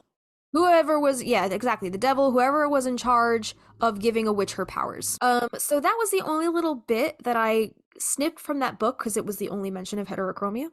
But it looks like a fascinating book. If you guys want to check that out, we will definitely link that in the show notes. And definitely listen to, I'm going to check out that podcast now. Definitely check Really out that good. podcast. It sounds really cool. This next article is from gp-optom.co. I guess an optometry website. Yeah. So this says, did your parents ever caution you against sitting too close to the television or reading at night, claiming it would strain your eyes? Perhaps they advocated for the consumption of carrots to enhance eyesight or suggested wearing a protective accessory to ward off the evil eye. Cultural myths surrounding eyes and vision vary widely, influencing our perception of sight, eye care practices, and ideals of beauty. Some myths are benign, whether scientifically accurate or not, while others may lead to misguided care or delayed treatment. What may seem sensible in terms of eye care to some of us could be perceived as eccentric by individuals from different cultural backgrounds and vice versa. Below are some prevalent and intriguing myths, legends, and old wives' tales from around the world. So the first one, I'm sure we've all heard of this one, eating your way to good eyesight. In Western cultures, many of us had been advised to eat carrots for improved night vision. There is some truth to this, as the vitamin A, retinol, in carrots is essential for producing rhodopsin, the pigment aiding vision in low light conditions. However, if one's vitamin A levels are sufficient, consuming carrots won't provide additional benefits. In mountainous Nepal, children are encouraged to consume greens like spinach and kale to enhance sight and prevent eye strain, a practice supported by carotenoids, lutein, and this freaking word, zeaxanthin, found in these vegetables. I loved baby carrots when I was growing up, but then they were like, don't eat too many, your skin will turn orange. What? And so I stopped. What? Yeah, look it up. I don't know if it's real or not. I don't know. I think it's one of those lies again. Parents tell people you are kids. just fucking with you. We probably just couldn't afford them anymore. Eating us out of house and home. I told you about the doubles at lunchtime. That's true. Yeah. I love buying the baby carrots because then I don't have to peel and cut like whole carrots. So they're just like a simpler, quicker way to, you know, make some soup. I made some awesome friggin' cabbage soup last night. Oh shit. It is soup season. Nice. And I had split pea soup the night before. Dang. So the next one is avoiding the evil eye. Numerous cultures hold superstitions regarding the evil eye. Curses cast out of jealousy or frustration through malevolent gazes, basically the molecule. In Hindu cultures, beautiful babies are considered particularly susceptible to the evil eye. To counteract this, parents apply black soot or paste to the baby's forehead, creating a perceived blemish to deflect the curse. Oh my goodness. In Turkey, the iconic Nazar amulet, shaped like a blue eye, is used to ward off the evil eye and has roots dating back to 3300 BC. Damn, if you guys want to listen to, what episode was that? Sympathetic Magic, where we talked about the evil eye? Yes. Yeah, go check out that episode. I forget what number it is. The phrase, quote, green-eyed monster links jealousy and envy with green eyes, a belief present in Western culture since Shakespearean times. Different cultures attribute mystical qualities to green eyes, with ancient Egyptians associating them with good health and rebirth, and Japanese lore warning of green-eyed shore nymphs, cautioning children about water dangers. Green eyes, being rare on a global scale, are often considered otherworldly, especially in ethnic Northern European populations. Eye twitching or fluttering, often dismissed as a minor annoyance, holds different cultural interpretations. In Chinese culture, an eye twitch can signify either good fortune or bad luck, depending on the affected eye. The left eye twitching indicates good luck, while the right eye twitching signals bad luck. In India, the meaning of an eye twitch varies based on one's gender. So I'm wondering which one's I'm sure the better luck is the man, because these other cultures are always giving the good shit to the men. So, dude, that's very interesting. Yeah. Because when I was nannying the girls, I of course was probably stressed, no sleep. My right eye probably twitched for about 3 months. It was so frustrating. And then I broke my heel and ankle, and I was laid up for a little while. The twitching had stopped. I'm thinking that the eye twitching was like, you're gonna get fucked up. You have bad luck on the way. Shit. But also it could be stress. Oh, I think the eye twitching is definitely attributed to stress or lack of sleep. Like when I feel like I'm stressed or like I'm not sleeping a lot, I definitely feel the eye twitch is coming on. Yeah. Yeah. For sure. Do you ever see Death Becomes Her? Oh, Do you ages ago. Yeah. There's like one scene where Meryl Streep goes to like the plastic surgeon or whatever, and he's got a fucking eye twitch. And he just like holds it like with his fingers like that to like stop it from twitching while he's talking to her, and it kills me every time. That's so funny. Like, why the fuck does this plastic surgeon have an eye twitch? So fucking funny. Anyway, I'm gonna pee myself. Go watch that movie again. I fucking love that movie. Oh, I haven't seen it in ages. That's so funny. It's so good. So Okay. good. Such a good movie. Oh, Bruce Willis, right? He's not doing Yeah. so hot. He's not So doing keep much. him in your thoughts, everybody. Yeah.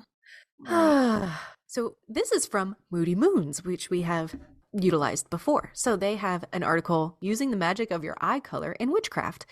And quite a few comments were like, there's no hazel on here. Just combine green and brown. Like, So would hazel be considered just gray? I don't know. What's the difference between gray and hazel? That would be a Google question. I don't know. But when they asked me on my license, hey, what's your eye color? I put gray because I'm an Owens at heart. Because you're an Owens, that's right. That's and they let funny. you put anything. That's true. Unless you have brown eyes, and then there's no denying that. It's like, That's you're a liar. You don't have fucking gray Fucking eyes. You have lying. fucking shit brown eyes. While we often simplify eye color into basic categories such as blue, brown, or green, the reality is that eyes exhibit a spectrum of subtle shades.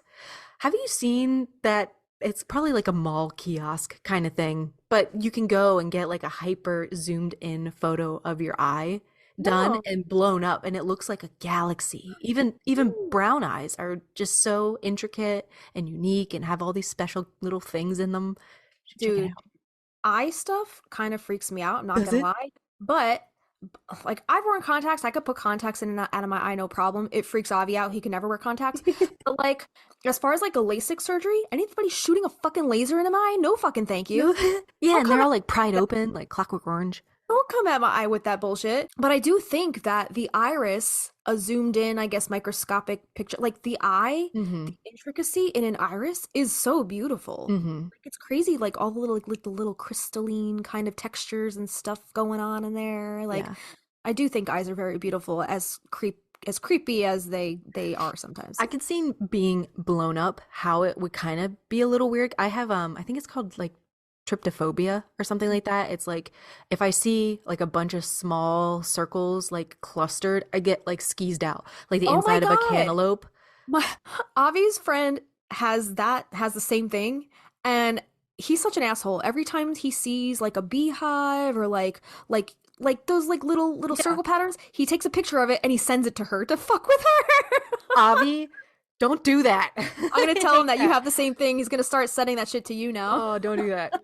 I don't like it, but the eye has, certain little sections that are carved out of it. I don't know, but it has kind of that effect on it. So I probably couldn't look at it too long, but just the coloring and the intricacy of nature, evolution in our eyes is amazing. That's so cool though. Like how like a microscopic iris Mhm. looks. I want to Yeah. see. I want to blow up my eye now. Yeah. Not blow it up, but Good. like like take a picture of it and then zoom it in. And Dude, I bet your camera on your phone would do just as good. like a Put it macro- somewhere stationary Uh-huh. and hit a timer and just give yourself Yeah. some good lighting. Yeah.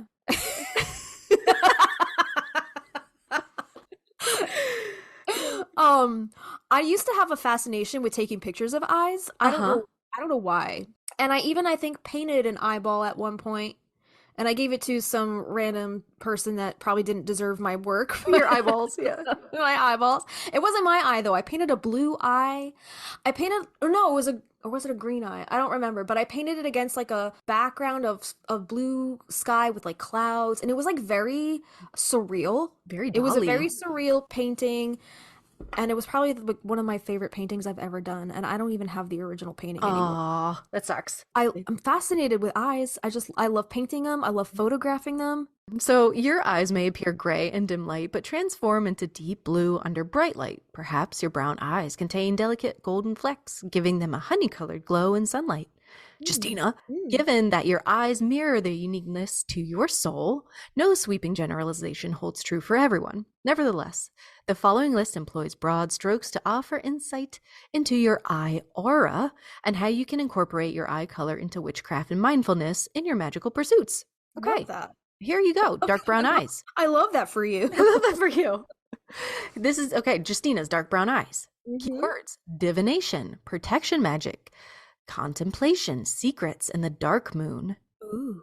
Your eyes adeptly conceal your true thoughts, emitting a mysterious energy that may unsettle others. You tend to see through people rather than at them. I feel like you are very perceptive. Yes, and that's why people don't like me right away, because they know I'm onto their shit before I even know them as a Yes. person. Like, before I know who they are, I know who they are, and they Yes. don't like that.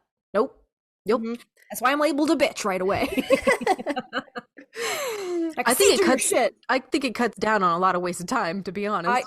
I 100% agree. This goes along with it. You disdain superficial conversations, Uh-huh. often preferring solitude. Yes. However, yes. However, when you form a connection, it's genuine. This is hitting the nail on the head. So, harnessing this power, experiment with divination during the dark moon. Your sharp insight and innate spiritual courage makes you more willing to perceive things that others may deny or fear. Confronting your demons positions you for growth, and understanding and accepting your areas of improvement are vital. Your unwavering gaze pierces through the truth of who you are, providing clarity in your relationships. All right, so my dark brown eyes, I guess they ain't looking so shitty anymore. Like, I can appreciate their value now. Like, they allow me to see through people and their bullshit and allow me to keep being the introvert that I am and only giving my time and energy to intellectual, stimulating conversation. I don't want none of that, like, superficial bullshit. So, how's work going? Like, I don't want, like, don't fucking talk to me if you're gonna fucking ask me stupid ass shit. Like, I want to know, what do you think the earth is made out of? Like, what's out there? What's Are we out the only there? ones on this galaxy? I don't think we're the only ones in this galaxy. No way. Like, existential shit, that's my jam. Like, I want to talk about that shit. Yeah. Well, I said at the top of our show, at top of the hour, I'm like, your eyes are like deep, like penetrating. And that's exactly what we just read, is like you see through the bullshit. Yeah. So light brown eyes, the key words are warmth, authenticity, sociable, and selflessness. The warmth in your eyes attracts others like a smoldering fire under a cold moon. You relish social interactions and the sense of belonging to a large family, whether it's biological or chosen. Engage in simple flame meditation. Sit before a candle of your choice, its color or scent aligning with your intent. After lighting the candle, gaze at the flame for about 30 seconds. Close your eyes and observe the, quote, imprint flame. What do you see? What color eyes does Sandra Bullock have? Are they light brown or are they dark brown? I think they're dark brown. Are they dark brown? I think so. I don't know. I got my DVD right here. Let me look. Oh yeah. They're dark brown. Yeah, they're dark. She's got dark eyes. I'm gonna be the green eyes. I always wanted green eyes. I'll take a close-up picture. We'll see what color they are. Deep green eyes, blending in, chameleon, growth, new life, and emerging. You said Hazel was a chameleon of eyes. Yeah, that's what And I think. Geminis tend to like. Mm-hmm. Bright green eyes are among the rarest, symbolize early spring in the youthful soul. You relish new experiences and possess a remarkable ability to adapt and blend into diverse surroundings. All right. Protect your third eye from overload. On the full moon night, leave a chamomile tea bag in the moonlight, then place them over your green eyes during a ritual bath. Allow your psychic vision to recharge, offering you a fresh perspective to face the world. You know who's got beautiful green eyes? Who? Coraline. Coraline sure does. That's so pretty. Wait, can you see her eyes right now? Hold on. Coraline. Look at me. Oh, mama.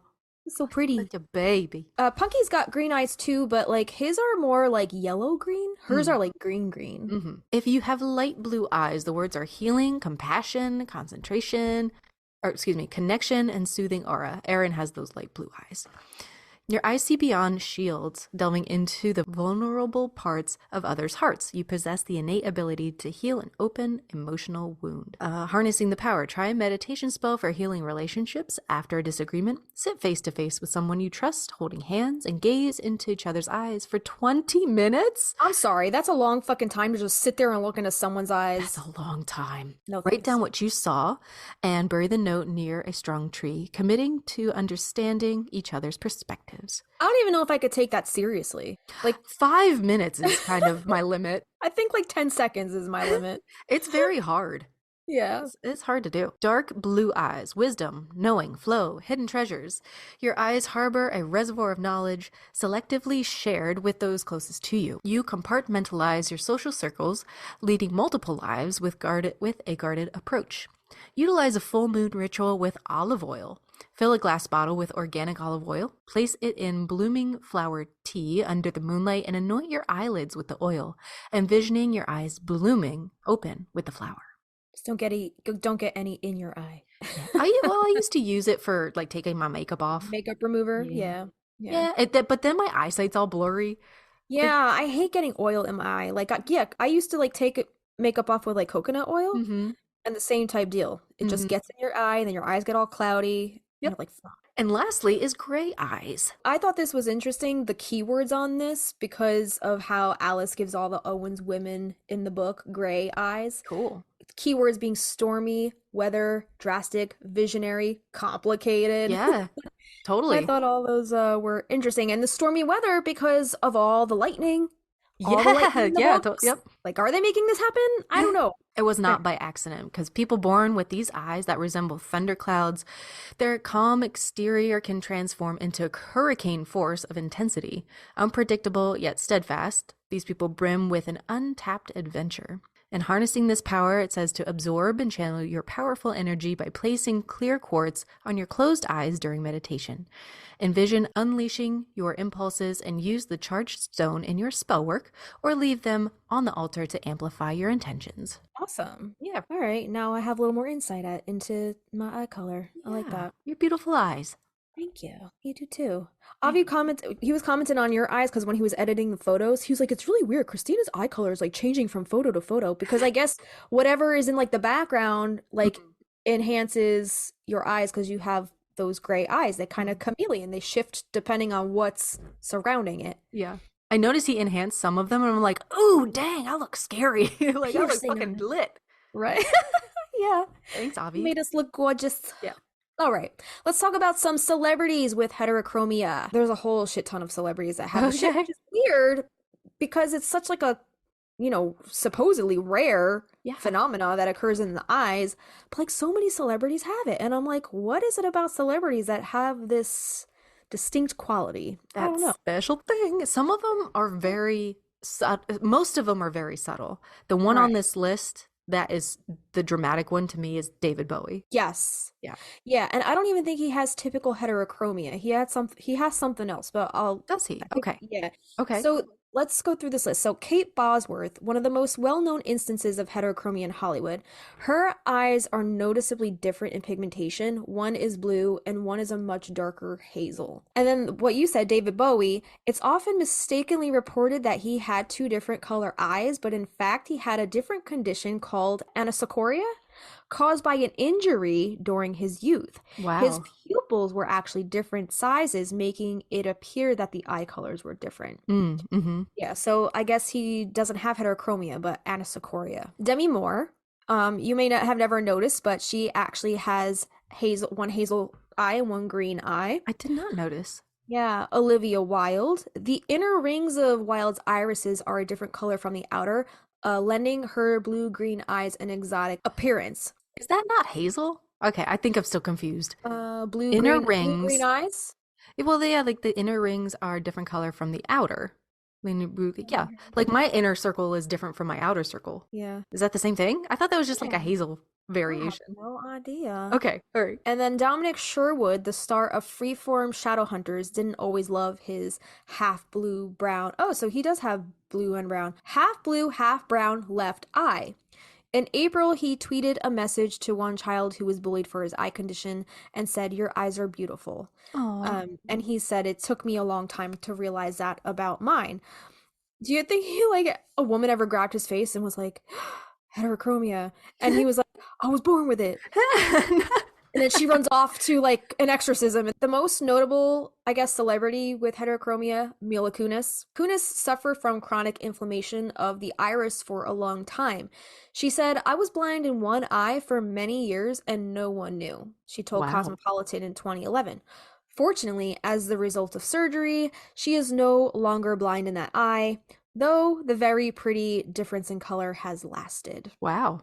Yeah, so I guess some heterochromia comes with some more physical, I guess, traits or physical ailments that, complications. Complications. Yeah, physical complications. The next one is Elizabeth Berkley.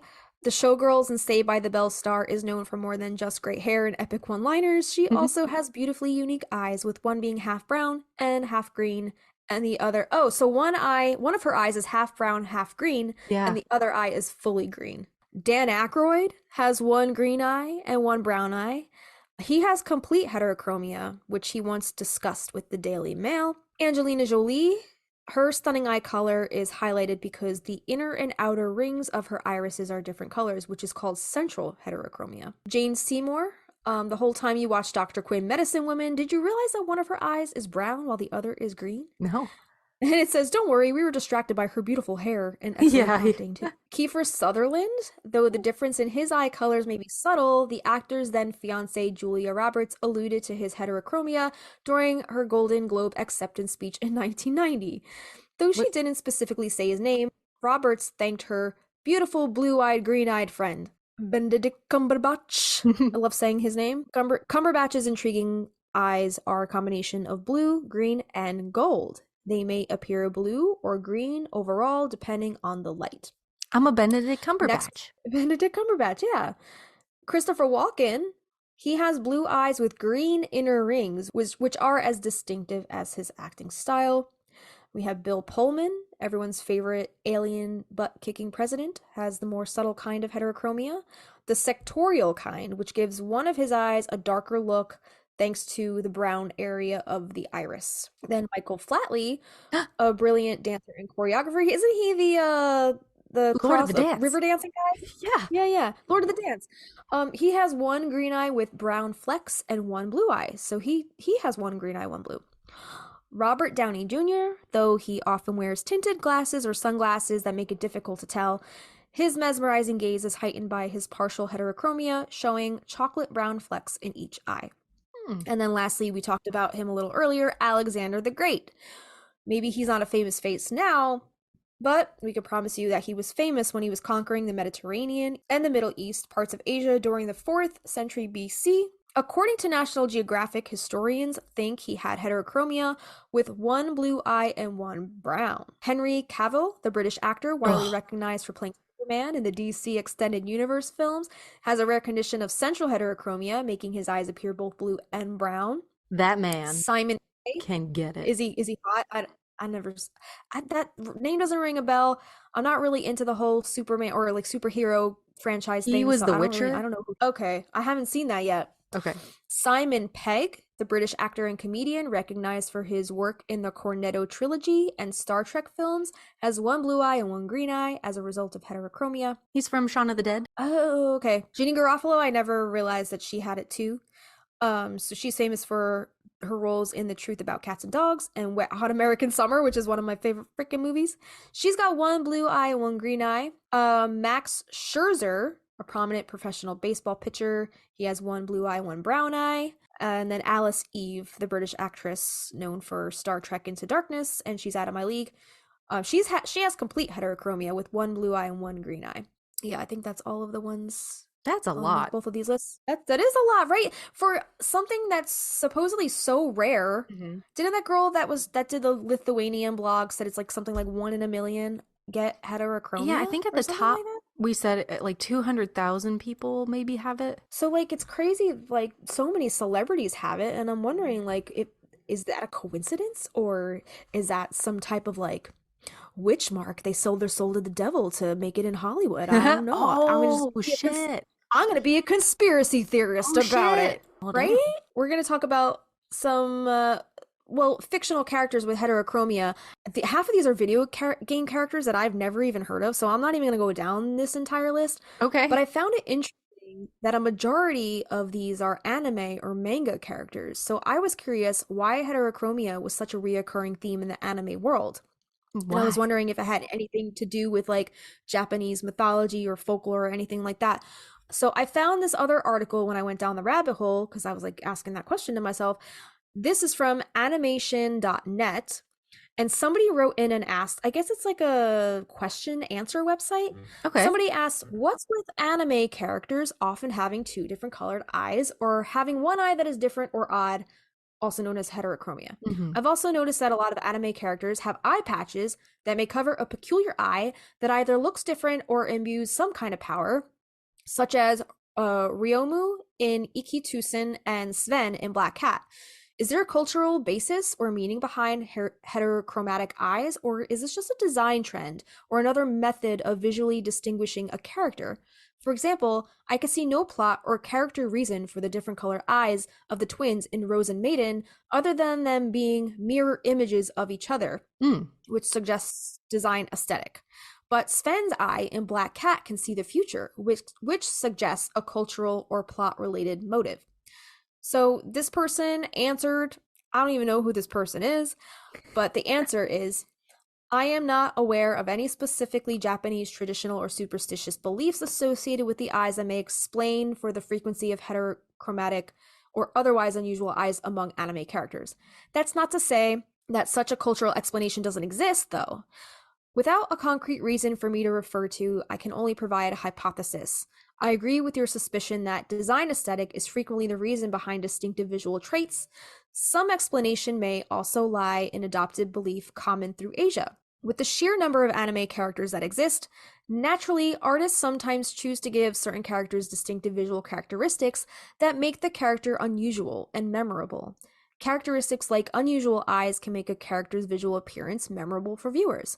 Unusual eyes can also generate or enhance characterization by giving the character a special ability or supernatural power, or simply make the character stand out among his or her peers. For example, the Rose and Maiden twins having alternate green and red pupils signifies that they are similar but not identical. Characters that wear an eye patch, like Captain Harlock and Street Fighter's Sagat and Escaflowne's Valgus, who has only one eye, seem more intimidating because they display the scars of battle. The Hindu and Buddhist concept of the mystic third eye has been prevalent throughout Asian culture for centuries. While the third eye is a symbol of enlightenment, in popular culture, it may also be literally a supernatural third eye. The eye that sees the supernatural is referenced in Chinese pop culture with examples like the 2002 film My Left Eye Sees Ghosts. What? In Thai, yeah, could you imagine, like, what's that Just your movie? left? The Sixth Sense? The Yeah. Sixth Sense? I see dead people, but only in my left eye. That would be so irritating. Like having a floater. You know, you get those eye floaters, Right. but just on the left side. Yeah, strange. Weird. So in Thai, examples such as the 2002 film The Eye, wasn't that a Jessica Alba film? Like she's blind and then she has an operation to get somebody else's eye, like an organ donor that had already died gives. She gets these other like this dead person's eyes, some organ donor, random person. She gets these eyes because she was born blind.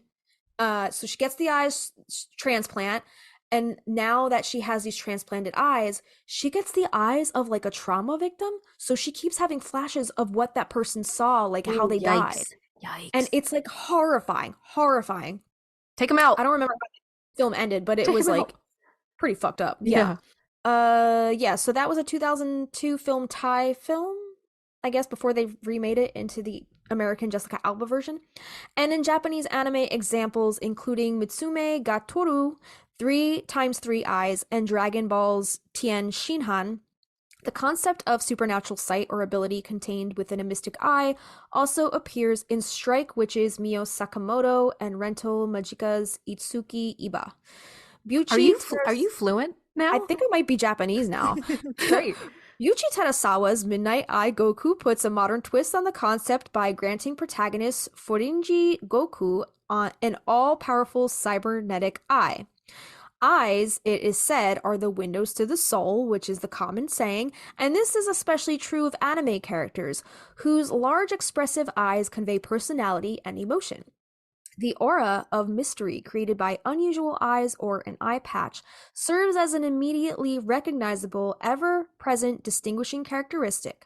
In such a way, unusual eyes are a more effective method of establishing a character's uniqueness than a condition like Luffy D. Monkey's Gomu Gomu body or Son Goku's glowing Seijian aura. Well, I don't know what I'm saying anymore. That are only evident in specific circumstances.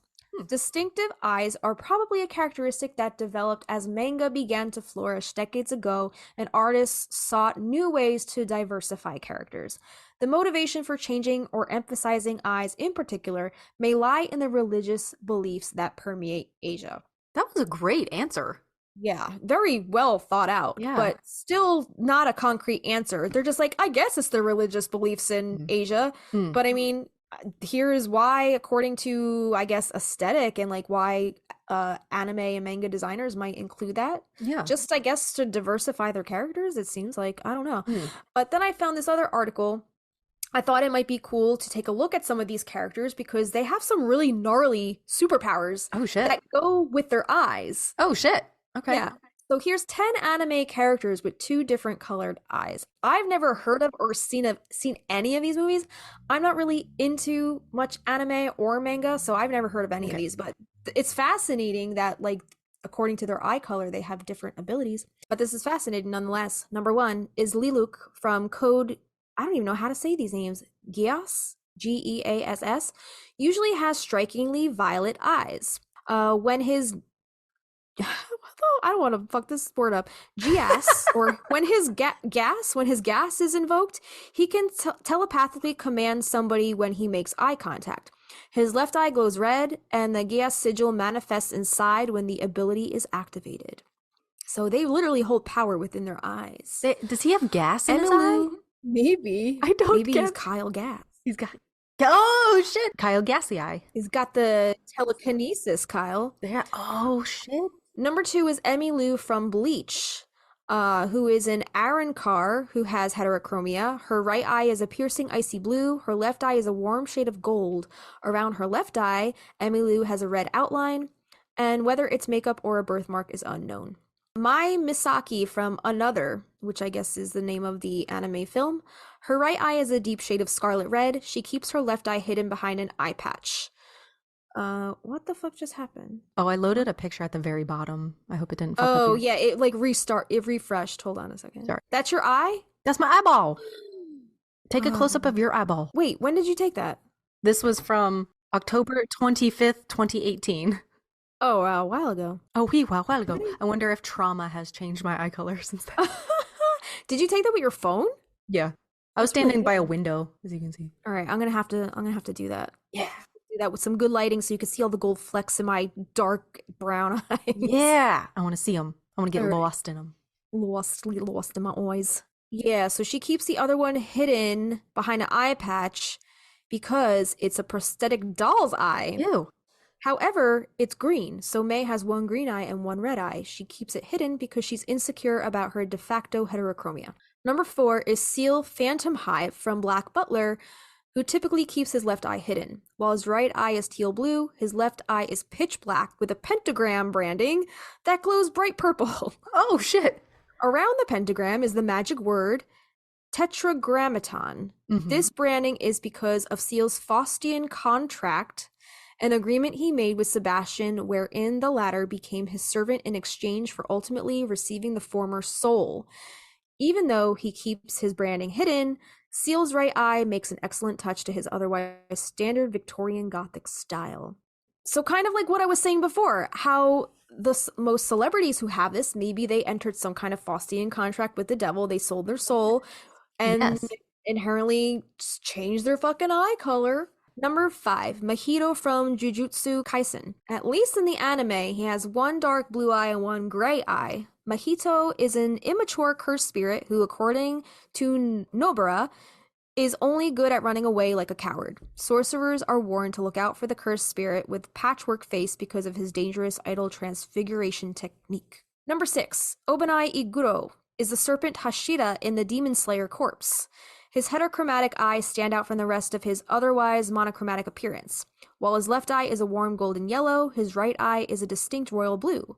Obanai's eyes are certainly striking in comparison to his attire, mainly consisting of only black and white with very basic patterns. Even his pet serpent, Kaburomaru, doesn't really stand out quite as much compared to this Hashira's undeniably striking eyes. Number 7, Ken Kaneki's right eye changed after he became a half ghoul in Tokyo Ghoul.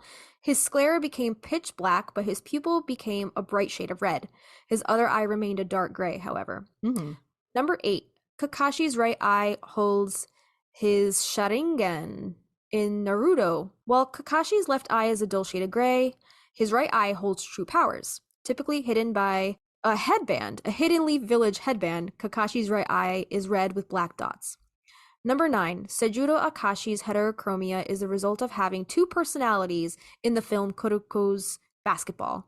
His left eye is crimson while the other is orange. However, in flashbacks, both of his eyes are crimson. Akashi's heterochromia is the result of him developing a second personality. The quote normal Akashi has two crimson eyes while the other Akashi has heterochromia. He developed a second personality because he deeply feared abandonment, so the other one essentially acted as a, quote, protector. And the last one is Shoto Torodoki's heterochromia is an aspect of his half-and-half appearance in the film My Hero Academia. His left eye is gray, but his right eye is a bright turquoise blue. Every fan of My Hero Academia knows that Shoto used to loathe everything on his right side because it wasn't inherited from his abusive father. Luckily, thanks to Deku, Shoto's realized that his power is his own and stopped neglecting that half of himself. Aw. So Cute. interesting. They all have some kind of like weird characteristic that That's a goes lot. with their eye color. Yeah, right. But that's it, man. That's all we got for today. Gary, we're not done with you. We're not. We have a song-a-sode coming your way. Just a reminder that this eye condition actually inspired yet another original song in our repertoire, our practical magic inspired concept music. So come back next week to hear us talk all about our original song, One Green Eye, One Blue, what inspired it, how we wrote it, and listen to all of our demos, just to hear how we pieced it all together. This will be song-a-sode number 6, so be sure to tune in next Friday for more chit-chat about Gary and his heterochromia. Isn't that our last one for 2023? Thank you. That is the last episode that will come out on December 29th. So we like wrapping up our milestones. We like wrapping them up with a song-a-sode. We wrapped season 1 with a song-a-sode, right? We did. Yeah. Milestones. Yeah. Many more to come. And we have another MSR episode coming up, right? Oh, fuck. Yeah. What episode number is this? 59. No. No, 60. This is 60. So in between this episode and next Friday, you guys are going to hear another WMSR episode. If you guys are into those, we'll be talking about Michael Nyman and his collaboration with, what was the indie singer-songwriter's name? David McAlmont, I think. You're so good. Yeah, we're going to do a WMSR dedicated to Michael Nyman and some of his music and that collaboration that he did called the Glare album, I believe. Okay. So we have to record that this week. We gotta, and I gotta finish the notes. They're already started. I just gotta finish those. That is all we have for you guys today. Just a reminder, you can check out all of the sources pertaining to today's episode via our hero page. The link is in our show notes. And thanks again to our patron and Palmiers for creating this app and keeping creators like us organized. If you guys do want to support the podcast on Patreon, you can support us for as little as $1 a month. That's our seedling tier, and that gets you access to our patron-only polls where you get to weigh in on what topics you would like us to talk about next. It also gets you our monthly calendar so you can see what topics we have coming up for the month, and it also gets you a welcome shout out on the show. Our $3 Lavender Bud tier get to our show notes for each episode in an aesthetically pleasing PDF, our after hours posts, if there's any extra tidbits or behind the scenes info pertaining to any of our episodes, we'll post those along with a blog post or extra photos, and access to our specially curated Spotify playlists. We have created playlists for our WMSR episodes as well as Production Dream playlists for each song episode, and more. Our $5 Lilac tier gets you access to our private Facebook community where we host a monthly live stream. Plus, you'll get access to our Discord server where we host our monthly watch parties. And also on the Discord, you can join in on the discussion with other Magnolia Street neighbors via the various interesting channels and threads. And then here's the $8 Rose tier. This gets you access to extra audio-visual content such as a once a month full-length video episode, unlimited bonus videos, uncut footage, cutting room floor footage, bloopers, outtakes, meditations, exclusive interviews, and old home videos from the vault, or spell or ritual videos, and more. It also gets you bonus content to coincide with our song-episodes, such as full-length demo streams of our original Practical Magic inspired music, plus lyric sheets, guitar chords, and original scratch demos, or bonus video performances of our songs and more. Lastly, we have our $15 Wisteria Vine tier. Just like a twisting Wisteria Vine, there's a way for you to stay connected with us, the Stinas. In this tier, we invite you to join our private Marco Polo video messaging app. The app is totally free for both Android and iOS. Sign up with your phone number or email, and we will help you do the rest. This is a great way to chat with each other in a more intimate group setting, face-to-face via video recording. We love to show each other our pets, our gardens, or anything else you'd like to share. And just a reminder that the higher the tier you sign up under, the more rewards you get, because you get all of the rewards of the tiers below it. You can upgrade or downgrade or even cancel at any time. So to support the podcast, head to patreon.com/Magnolia Street Podcast. Yeah, and there are additional ways to support us and our podcast that don't cost you any money. If you do listen on Spotify, please give us a star rating. If you listen to us on Apple Podcasts, please give us a written review. We love sharing those on our Instagram. And if you're on Instagram, we would really appreciate any reposts or blurbs about our podcast. And make sure to tag us at Magnolia Street Podcast in your feed, posts, stories, and share us with your Practical Magic loving friends. What else we got? We got merch over at got merch. Teespring. We have lots of Practical Magic inspired merch. Also, just Stina's inspired nonsense over there. So go take a look. There's new stuff all the time. I don't know if you saw on our Canva. I think it was in the last one, Simping Over Sally. Since March 8th, 1998 is in the works. Nice. Awesome. Simping for Sally. Love it. Check it out over on our Teespring. It will be linked in our Koji links over on our Instagram bio. Yeah. If you guys want to leave us a review, if you listen to us on Apple Podcasts, we would love a written review. And we like to post those reviews to our Instagram feed. So if you want a little bit of a shout out, send us an Apple Podcast review and we'll get you up on our Insta feed. Our episodes also have little questionnaires at the bottom on Spotify if you want to play along with those. Some of them are just like, what do you think about this episode? Some of them are polls. Did you see the one? I think it was Lori. She was like, a horse with no name is America, girls. Oh, right. Yeah, we fucked up the name of that song. So funny. Yeah, I think we were saying it was Neil Young? Neil Young. Yep. Yeah. That was it. I don't know why I always thought that was a Neil Young song. Did he remake that song? I don't know, but feel free to correct us over there as well. Yeah, I mean, if you guys want to leave a comment and tell us that we're wrong, that's fine too. And sometimes we're wrong. Yeah. We're like, girls, that's America. Thank you for the heads up, though, so we don't look like assholes on the next go around. Yeah. So we really appreciate you guys for keeping it real. If you guys have any theories, if you guys want to weigh in on our theories, email us at magnoliastreetpodcast@gmail.com. Oh, there was one other thing I wanted to mention. We know we've been kind of quiet with the plaid dog stuff, like what happened with your campaign. If you guys didn't hear about the conclusion of that, we actually met our goal. And at the time of recording this is November 28th. So it's been about a month since we wrapped our campaign, right? Mm-hmm. We kind of just needed a break. We needed kind of to breathe, get our bearings. So that's kind of why you really haven't heard anything from us. We've even kind of been a little quieter on social media as of lately. Yeah. But we just got a little burnt out there for a little bit. So we needed to take November, refresh, and then come the new year, you guys will probably start hearing more about, the additional music that we have in the works, because we are planning to get back into the studio with Plaid Dog. So I just wanted to put that out there. Expect more music news come the new year, for sure. Is that all we got for today? That's it, man. All right, I'm gonna go take a picture of my eyeball now. Yay! Okay. So, without further ado, thanks for listening. We'll be back next week with another song-a-sode. I'm Justina. I'm Christina. And we'll see you next time. At the house on Magnolia Street, would you go down to Magnolia Street when the wisteria go wild?